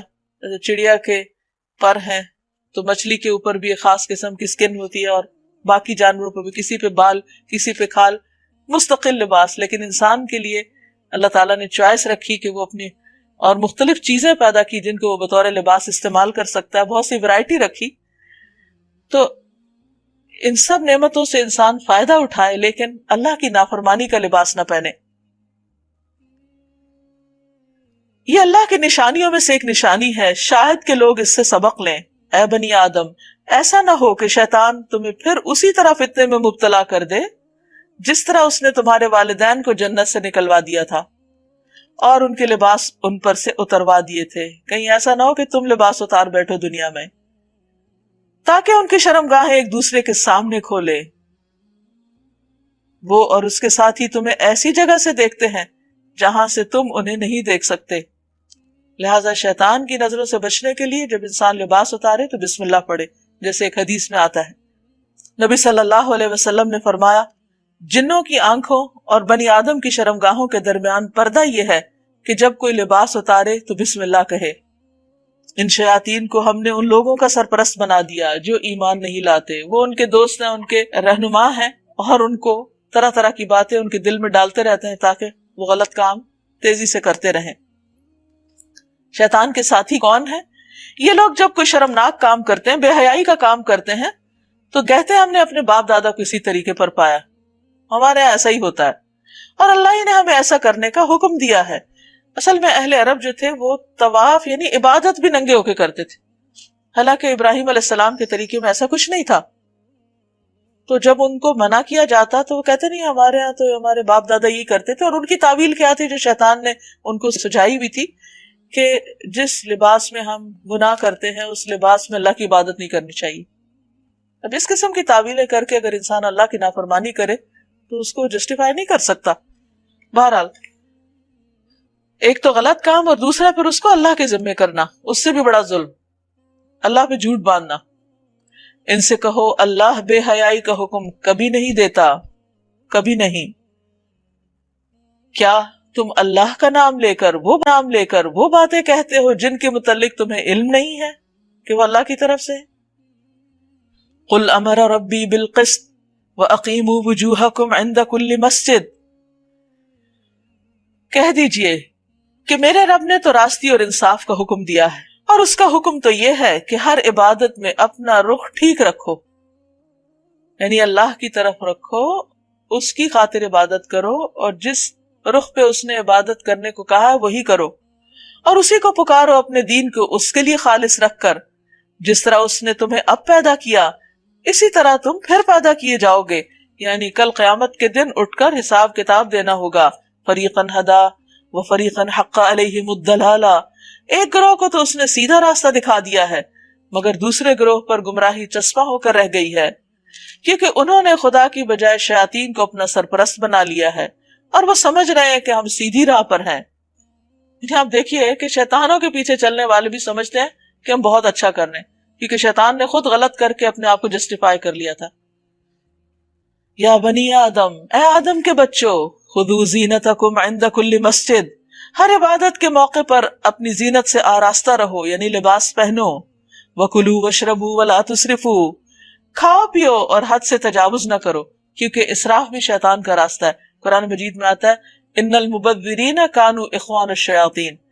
فضول خرچی کرنے والے شیاطین کے بھائی ہیں. انہ لا يحب المسرفین.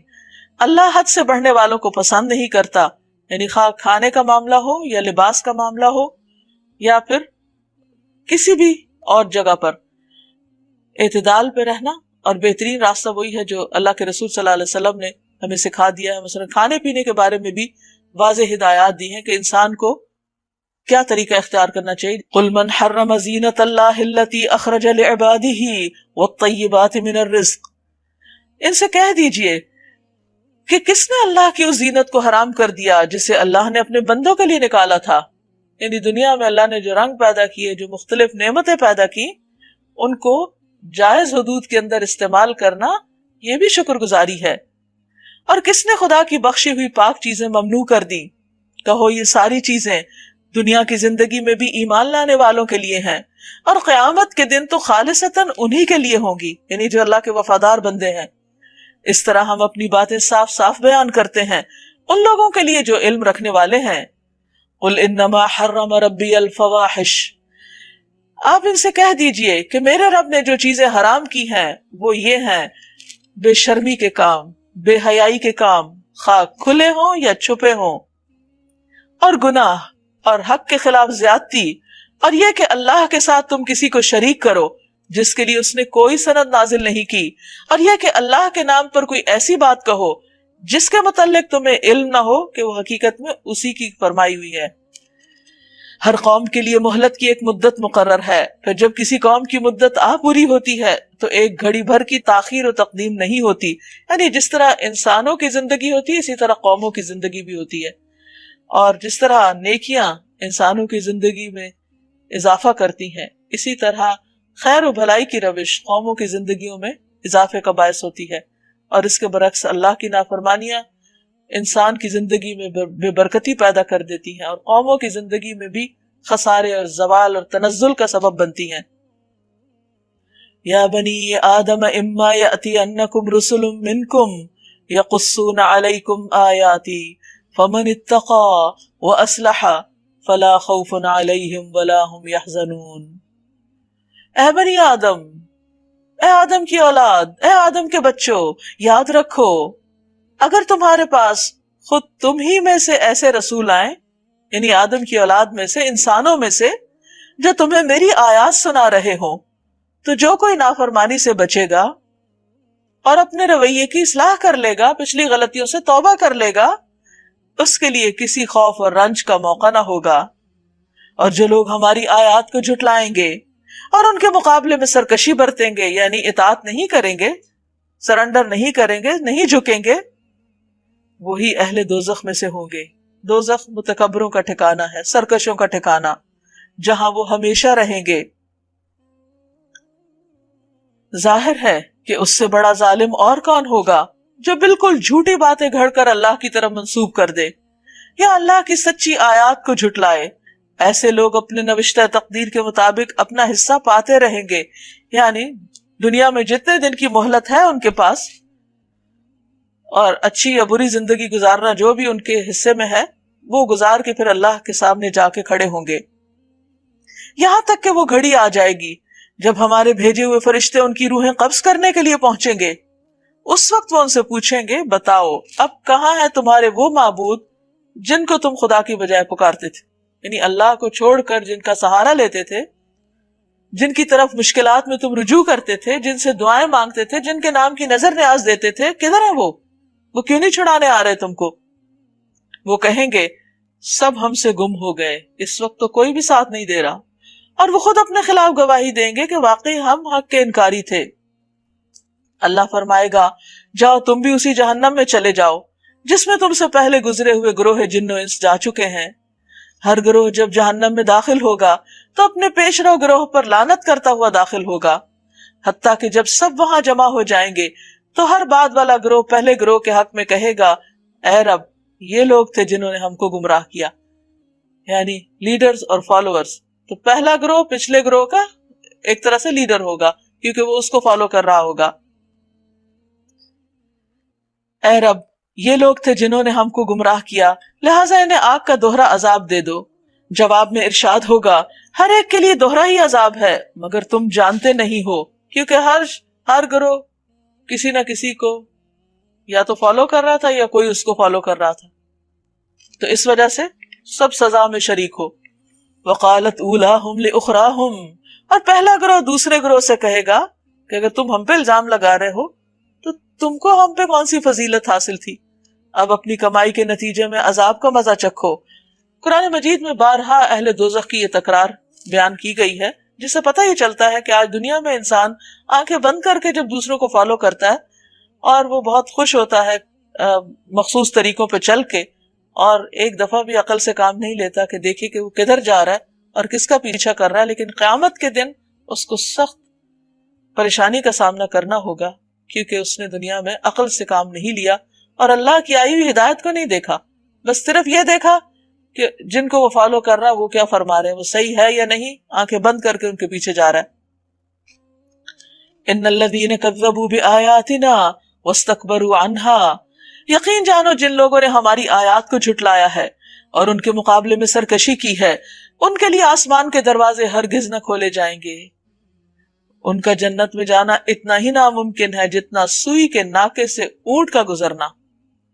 جیسے سوئی کی سوراخ سے اونٹ نہیں گزر سکتا، یہ لوگ، یہ متکبر اور سرکش جنت میں نہیں جا سکتے۔ مجرموں کو ہمارے ہاں ایسا ہی بدلہ ملا کرتا ہے، ان کے لیے تو جہنم کا بچھونا ہوگا اور جہنم ہی کا اڑنا، یہ ہے وہ جزا جو ہم ظالموں کو دیا کرتے ہیں، بخلاف اس کے جن لوگوں نے ہماری آیات کو مان لیا اور اچھے کام کیے ہیں، اور اس باب میں ہم ہر ایک کو اس کی استطاعت کے مطابق ہی ذمہ دار ٹھہراتے ہیں۔ وہ اہل جنت ہیں جہاں وہ ہمیشہ رہیں گے، ان کے دلوں میں ایک دوسرے کے خلاف جو کچھ کدورت ہوگی اسے ہم نکال دیں گے۔ یعنی دنیا میں انسان باہم جب رہتے ہیں تو ان کے درمیان کچھ رنجشیں، بدمزگیاں، غلط فہمیاں اور بہت سی چیزیں پیدا ہو جاتی ہیں، لیکن جنت ایک ایسی خوبصورت جگہ ہے جہاں کسی کے دل میں کسی کے لیے کوئی برا گمان نہ ہوگا، اور دنیا میں جو ایک دوسرے کے لیے برے گمان تھے وہ جنت میں داخل ہونے سے پہلے ایک نہر، ایک پل پہ روک کر ان کے دلوں کو دھو کے صاف کر دیا جائے گا، اور پھر وہ ایک دل والے کی طرح، یعنی سب کے دل ایک جیسے ہوں گے، پھر وہ جنت میں داخل کر دیے جائیں گے۔ ان کے سب اختلافات اور آپس کی مس انڈرسٹینڈنگز ختم کر دی جائیں گی۔ وَنَزَعْنَا مَا فِي صُدُورِهِم مِّن غِلٍّ تَجْرِي مِن تَحْتِهِمُ الْأَنْهَارُ، ان کے دلوں میں ایک دوسرے کے خلاف جو کچھ کدورت ہوگی اسے ہم نکال دیں گے، ان کے نیچے نہریں بہتی ہوں گی، اور وہ کہیں گے وَقَالُوا الْحَمْدُ لِلَّهِ الَّذِي هَدَانَا لِهَذَا، اللہ کا شکر ہے جس نے ہمیں یہ راستہ دکھایا، وَمَا كُنَّا لِنَهْتَدِيَ لَوْلَا أَنْ هَدَانَا اللَّهُ، ہم خود راہ نہ پا سکتے تھے اگر خدا ہماری رہنمائی نہ کرتا۔ وہاں بھی وہ شکر گزار ہوں گے، کیونکہ دنیا میں وہ شکر گزار تھے، اللہ کی ہدایت پر خوش ہوتے تھے، اور یہی چیز ان کے ساتھ جنت تک جائے گی، کیونکہ شیطان انسان کو اللہ سے بدگمان کرنا چاہتا ہے، اللہ والوں سے بدگمان کرنا چاہتا ہے، دین سے بدگمان کرنا چاہتا ہے، تو یہ لوگ شیطان کی ان ساری باتوں سے بچ کر اللہ کے شکر گزار بن کر ہدایت کے راستے پہ چلتے رہے، یہاں تک کہ اپنے اچھے انجام کو جا پہنچے، جو حقیقت میں کامیابی و کامرانی کا اصل مقام ہے۔ اس وقت اقرار کریں گے ہمارے رب کے بھیجے ہوئے رسول واقعی حق ہی لے کر آئے تھے۔ اس وقت ندا آئے گی، یہ جنت جس کے تم وارث بنائے گئے ہو تمہیں ان اعمال کے بدلے میں ملی ہے جو تم کرتے رہے۔ پھر عمل کی بات ہو رہی ہے، اور انسان کے لیے سب سے مشکل عمل ہی ہو جاتا ہے۔ وَنَادَى أَصْحَابُ الْجَنَّةِ أَصْحَابَ النَّارِ، اب جنت والے جنت میں پہنچ گئے، جہنم والے جہنم میں، اب ان کے درمیان بات چیت ہو رہی ہے۔ پھر یہ جنت کے لوگ دوزخ والوں سے پکار کر کہیں گے ہم نے ان سارے وعدوں کو ٹھیک پایا جو ہمارے رب نے ہم سے کیے تھے، کیا تم نے بھی ان وعدوں کو ٹھیک پایا جو تمہارے رب نے تم سے کیے تھے؟ وہ جواب دیں گے ہاں۔ تب ایک پکارنے والا ان کے درمیان پکارے گا، کیا؟ اللعنۃ اللہ علی الظالمین، اللہ کی لعنت ظالموں پر۔ کون ظالم؟ الذین یصدون عن سبیل اللہ ویبغونہا عوجا، جو اللہ کے راستے سے لوگوں کو روکتے اور اسے ٹیڑھا کرنا چاہتے تھے اور آخرت کے منکر تھے۔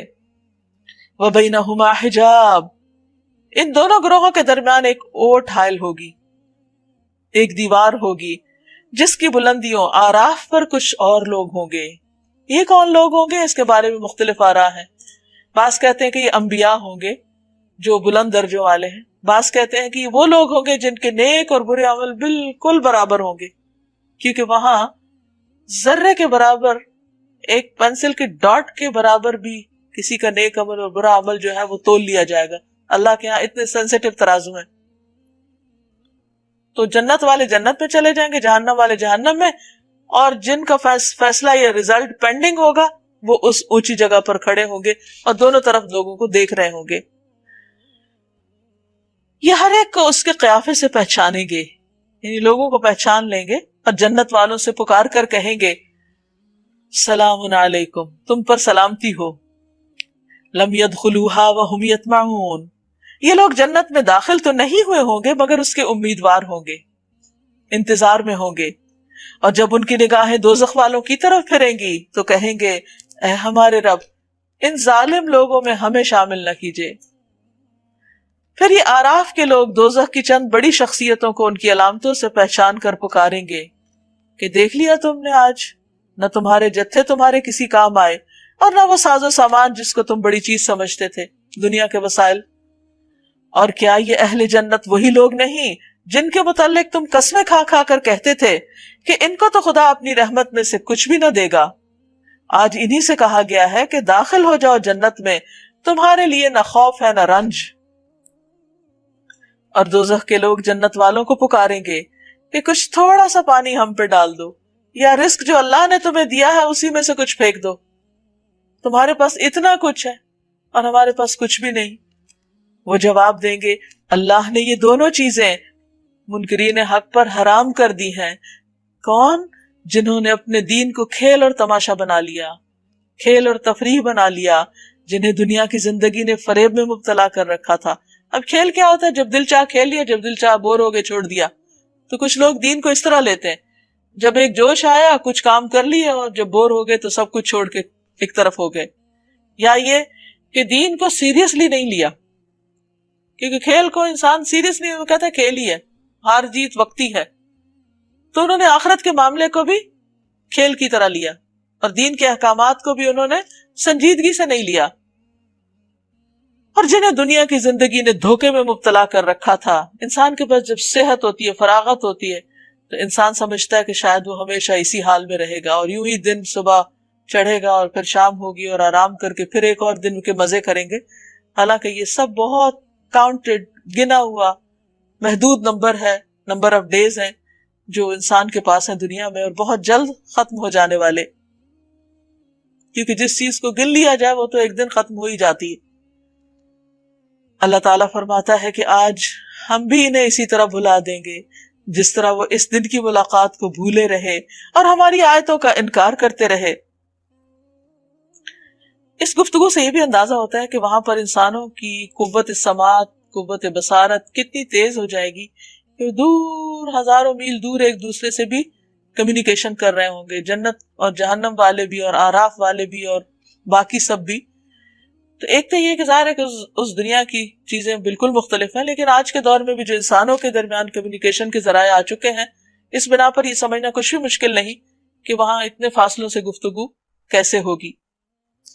وَلَقَدْ جِئْنَاهُمْ بِكِتَابٍ فَصَّلْنَاهُمْ عَلَىٰ عِلْمٍ هُدًى وَرَحْمَةً لِقَوْمٍ يُؤْمِنُونَ، ہم ان لوگوں کے پاس ایک ایسی کتاب لے آئے ہیں جس کو ہم نے علم کی بنا پر مفصل بنایا ہے، یعنی اس میں تفصیل کے ساتھ بتا دیا گیا ہے کہ حقیقت کیا ہے، کامیابی کے کیا اصول ہیں، کن باتوں پہ اللہ ناراض ہوتا ہے، کن چیزوں کو انسان سے کیا چیزیں مطلوب ہیں۔ تو یہ ساری چیزیں ڈیٹیل میں ہمیں بتا دی گئی ہیں۔ اب یہ ہمارا فرض بنتا ہے کہ ہم اپنے طریقے زندگی میں کیا لاتے ہیں اور کیا نہیں۔ جو ایمان لانے والوں کے لیے ہدایت اور رحمت ہے، یعنی جو مانے گا اور اس کے مطابق عمل کرے گا اس کے لیے تو یہ بہت خوش قسمتی کا باعث ہوگا۔ اب کیا یہ لوگ اس کے سوا کسی اور بات کے منتظر ہیں کہ وہ انجام سامنے آ جائے جس کی یہ کتاب خبر دے رہی ہے؟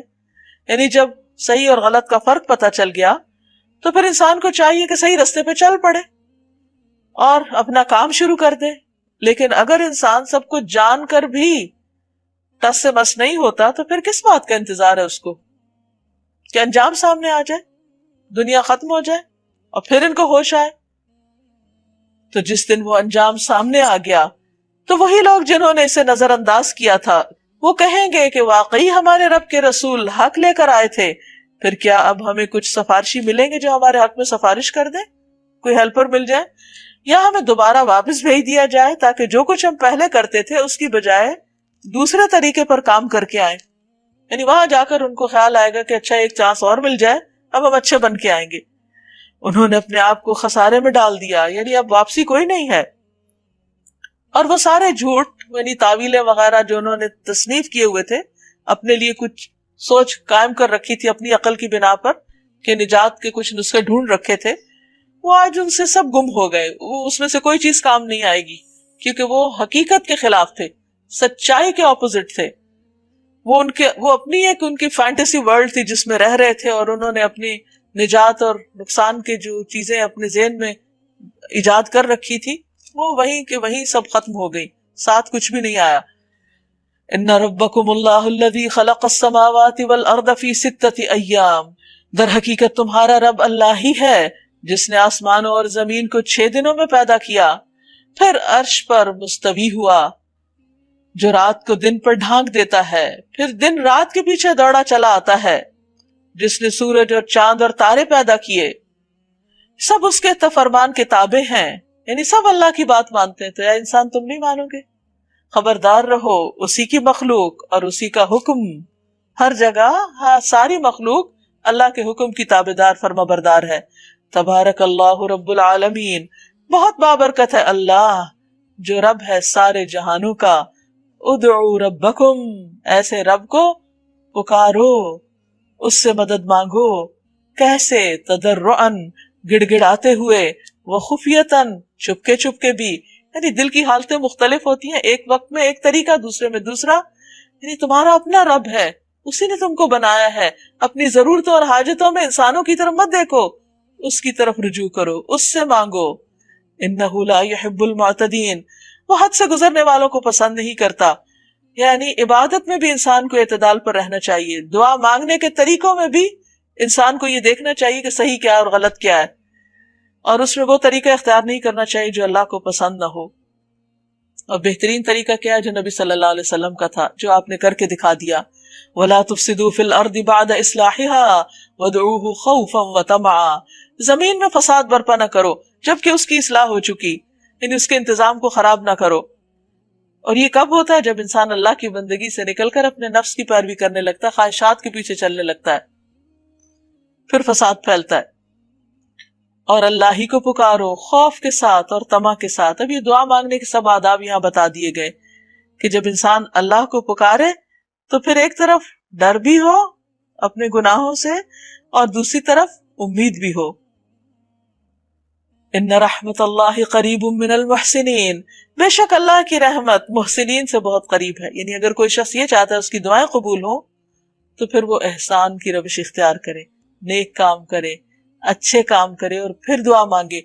اسی لیے قرآن مجید پڑھنے کے بعد نماز پڑھنے کے بعد، صدقہ خیرات کرنے کے بعد، کسی کے ساتھ حسن سلوک کرنے کے بعد، اس کی مشکل آسان کرنے کے بعد دعائیں قبول ہوتی ہیں۔ وَهُوَ الَّذِي يُرْسِلُ الرِّيَاحَ بُشْرًا بَيْنَ يَدَيْ رَحْمَتِهِ، اور وہ اللہ ہی ہے جو ہواؤں کو اپنی رحمت کے آگے آگے خوشخبری لیے ہوئے بھیجتا ہے۔ پھر جب وہ پانی سے لدے ہوئے بادل اٹھا لیتی ہیں تو انہیں کسی مردہ سرزمین کی طرف حرکت دیتا ہے۔ یعنی کس طرح اللہ تعالیٰ بندوں کی دعائیں قبول کرتا ہے، اور کس طرح اس کے حکم سے پھر کائنات حرکت میں آ جاتی ہے اور بندوں کی حاجات پوری ہوتی ہیں۔ اور وہاں میਂہ برسا کر اس مری ہوئی زمین سے طرح طرح کے پھل نکال لاتا ہے، یعنی اس لیے مایوسی کی کوئی گنجائش ہی نہیں دنیا میں۔ دیکھو اسی طرح ہم مردوں کو حالت موت سے نکالتے ہیں۔ شاید تم اس مشاہدے سے سبق لو، جو زمین اچھی ہوتی ہے وہ اپنے رب کے حکم سے خوب پھل پھول لاتی ہے، اور جو زمین خراب ہوتی ہے اس سے ناقص پیداوار کے سوا کچھ نہیں نکلتا۔ یعنی مختلف انسان بھی زمین کے مختلف حصوں کی طرح ہیں کہ کچھ لوگوں پر ہدایت کی بارش برستی ہے تو وہ بہت پروڈکٹیو ہوتے ہیں، بہت اچھے ہو جاتے ہیں، اور کچھ لوگ پہلے سے بھی زیادہ وہاں دلدل ہو جاتی ہے، اس زمین کی طرح بیکار ہو جاتے ہیں۔ اس طرح ہم نشانیوں کو بار بار پیش کرتے ہیں ان لوگوں کے لیے جو شکر گزار ہونے والے ہیں۔ لقد ارسلنا نوحا الى قومه فقال یا قوم اعبدوا اللہ ما لکم من الہ غیرہ، ہم نے نوح علیہ السلام کو اس کی قوم کی طرف بھیجا، اس نے کہا اے برادران قوم، اللہ کی بندگی کرو، اس کے سوا تمہارا کوئی الہ نہیں، میں تمہارے حق میں ایک ہولناک دن کے عذاب سے ڈرتا ہوں۔ اس کی قوم کے سرداروں نے جواب دیا ہم کو تو یہ نظر آتا ہے کہ تم سری گمراہی میں مبتلا ہو۔ اب یہ شیطان کے پیچھے چلنے والے لوگ پیغمبر کو گمراہ قرار دے رہے ہیں۔ نوح علیہ السلام نے کہا اے برادران قوم، اب دیکھیے پیغمبر کا انداز کیا ہوتا ہے کہ وہ اپنی قوم کے لوگوں کو اپنا بھائی کہتا ہے، انتہا درجے کی خیرخواہی۔ میں کسی گمراہی میں نہیں پڑا ہوا، بلکہ میں رب العالمین کا رسول ہوں، تمہیں اپنے رب کے پیغامات پہنچاتا ہوں، اور یہی پیغمبروں کی ذمہ داری ہوتی ہے کہ وہ اللہ کے پیغام بندوں تک لے کر آتے ہیں۔ تمہارا خیر خواہ ہوں، یعنی کسی کی ہدایت کا اور کسی کو سیدھی راہ دکھانے کا کام کیا نہیں جا سکتا جب تک کہ ان کی خیر خواہی مقصود نہ ہو۔ اور مجھے اللہ کی طرف سے وہ کچھ معلوم ہے جو تمہیں معلوم نہیں۔ کیا تمہیں اس بات پر تعجب ہوا کہ تمہارے پاس خود تمہاری اپنی قوم کے ایک آدمی کے ذریعے سے تمہارے رب کی یاد دہانی آئی، نصیحت آئی، تاکہ تمہیں خبردار کرے کہ تم غلط روی سے بچ جاؤ اور تم پر رحم کیا جائے؟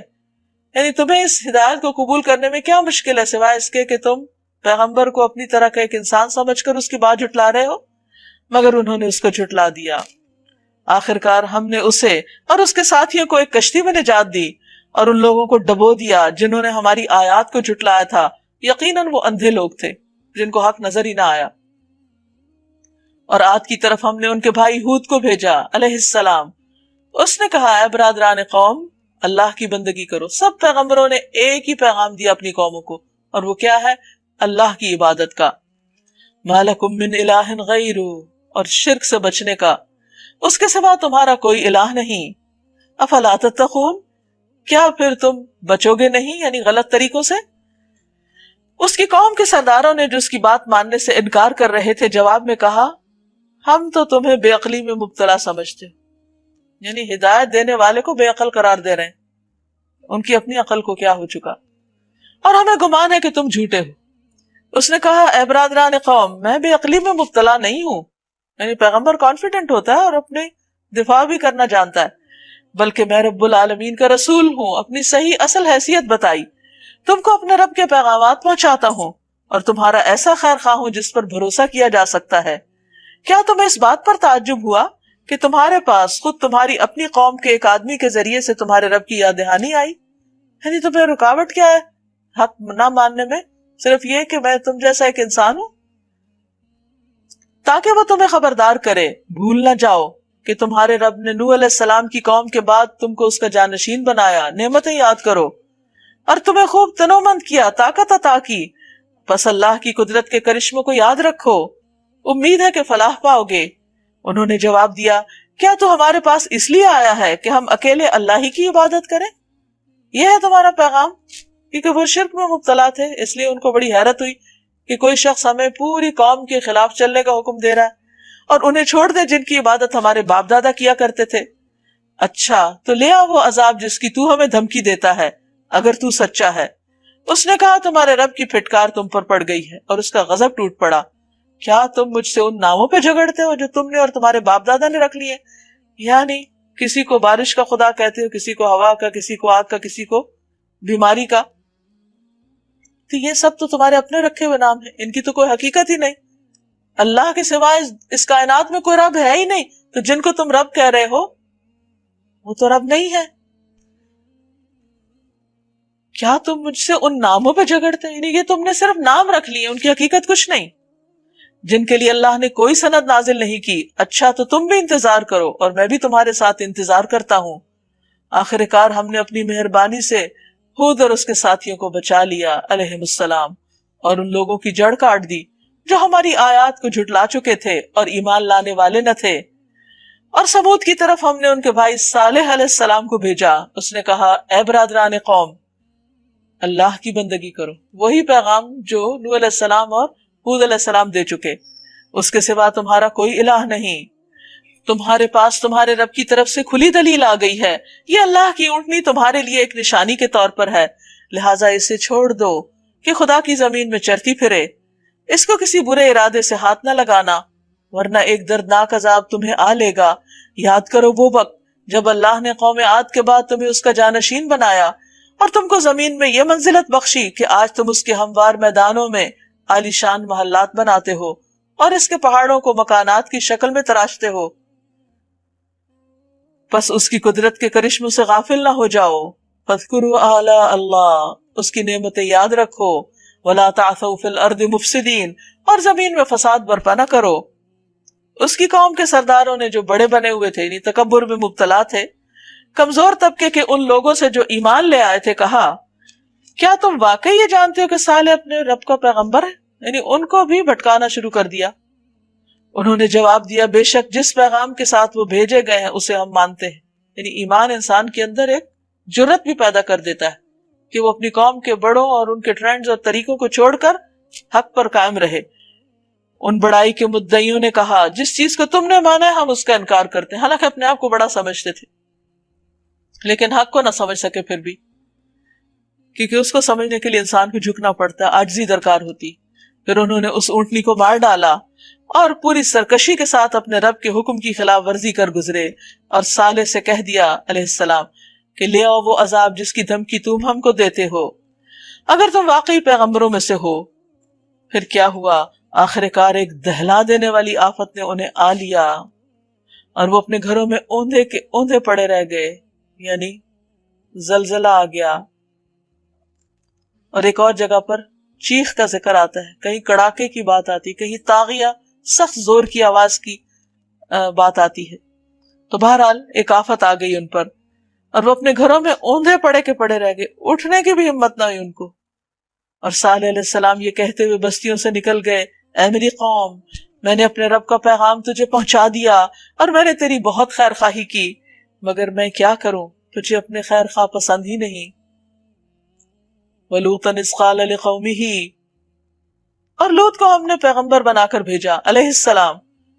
پھر یاد کرو جب اس نے اپنی قوم سے کہا کیا تم ایسے بے حیا ہو گئے ہو کہ وہ فحش کام کرتے ہو جو تم سے پہلے دنیا میں کسی نے نہیں کیا، یعنی خلاف فطرت کام؟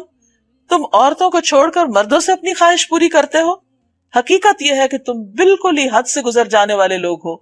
مگر اس کی قوم کا جواب اس کے سوا کچھ نہ تھا، نکالو ان لوگوں کو اپنی بستیوں سے، بڑے پاک باز بنتے ہیں۔ آخر کار ہم نے لوط اور اس کے گھر والوں کو سوائے اس کی بیوی کے جو پیچھے رہ جانے والوں میں تھی بچا کر نکال دیا، اور اس قوم پر برسائی ایک پتھروں کی بارش۔ پھر دیکھو ان مجرموں کا انجام کیا ہوا۔ اور مدین والوں کی طرف ہم نے ان کے بھائی شعیب علیہ السلام کو بھیجا۔ اس نے کہا اے برادران قوم، اللہ کی بندگی کرو، وہی پیغام اللہ کی عبادت کا، اس کے سوا تمہارا کوئی الہ نہیں، تمہارے پاس تمہارے رب کی طرف سے صاف رہنمائی آ گئی ہے، لہٰذا وزن اور پیمانے پورے کرو۔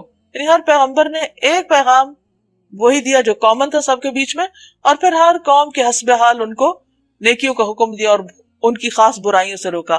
تو ان کی خاص برائی کیا تھی کہ یہ ناپ تول میں کمی کرتے تھے، بزنس تجارت پیشہ قوم تھی، اور وزن اور پیمانوں میں خرابی کرتے، کمی کرتے۔ لوگوں کو ان کی چیزوں میں گھاٹا نہ دو اور زمین میں فساد برپا نہ کرو جبکہ اس کی اصلاح ہو چکی ہے، اسی میں تمہاری بھلائی ہے اگر واقعی تم مومن ہو۔ اور زندگی کے ہر راستے پر رہزن بن کر نہ بیٹھ جاؤ کہ لوگوں کو خوف زدہ کرنے اور ایمان لانے والوں کو خدا کے راستے سے روکنے لگو اور سیدھی راہ کو ٹیڑھا کرنے کے درپے نہ ہو جاؤ۔ یاد کرو وہ زمانہ جب کہ تم تھوڑے تھے، پھر اللہ نے تمہیں بہت کر دیا، یعنی تمہاری آبادیوں میں بھی برکت دی، اور آنکھیں کھول کر دیکھو دنیا میں مفسدوں کا انجام کیا ہوا۔ وَإِن كَانَ طَائِفَةٌ مِّنكُمْ آمَنُوا بِالَّذِي أُرْسِلْتُ بِهِ وَطَائِفَةٌ لَّمْ يُؤْمِنُوا فَاصْبِرُوا حَتَّى يَحْكُمَ اللَّهُ بَيْنَنَا وَهُوَ خَيْرُ الْحَاكِمِينَ۔ اگر تم میں سے ایک گروہ اس تعلیم پر جس کے ساتھ میں بھیجا گیا ہوں ایمان لاتا ہے اور دوسرا ایمان نہیں لاتا تو صبر کے ساتھ دیکھتے رہو یہاں تک کہ اللہ ہمارے درمیان فیصلہ کر دے، اور وہی سب سے بہتر فیصلہ کرنے والا ہے۔ وآخر دعوانا ان الحمد للہ رب العالمین۔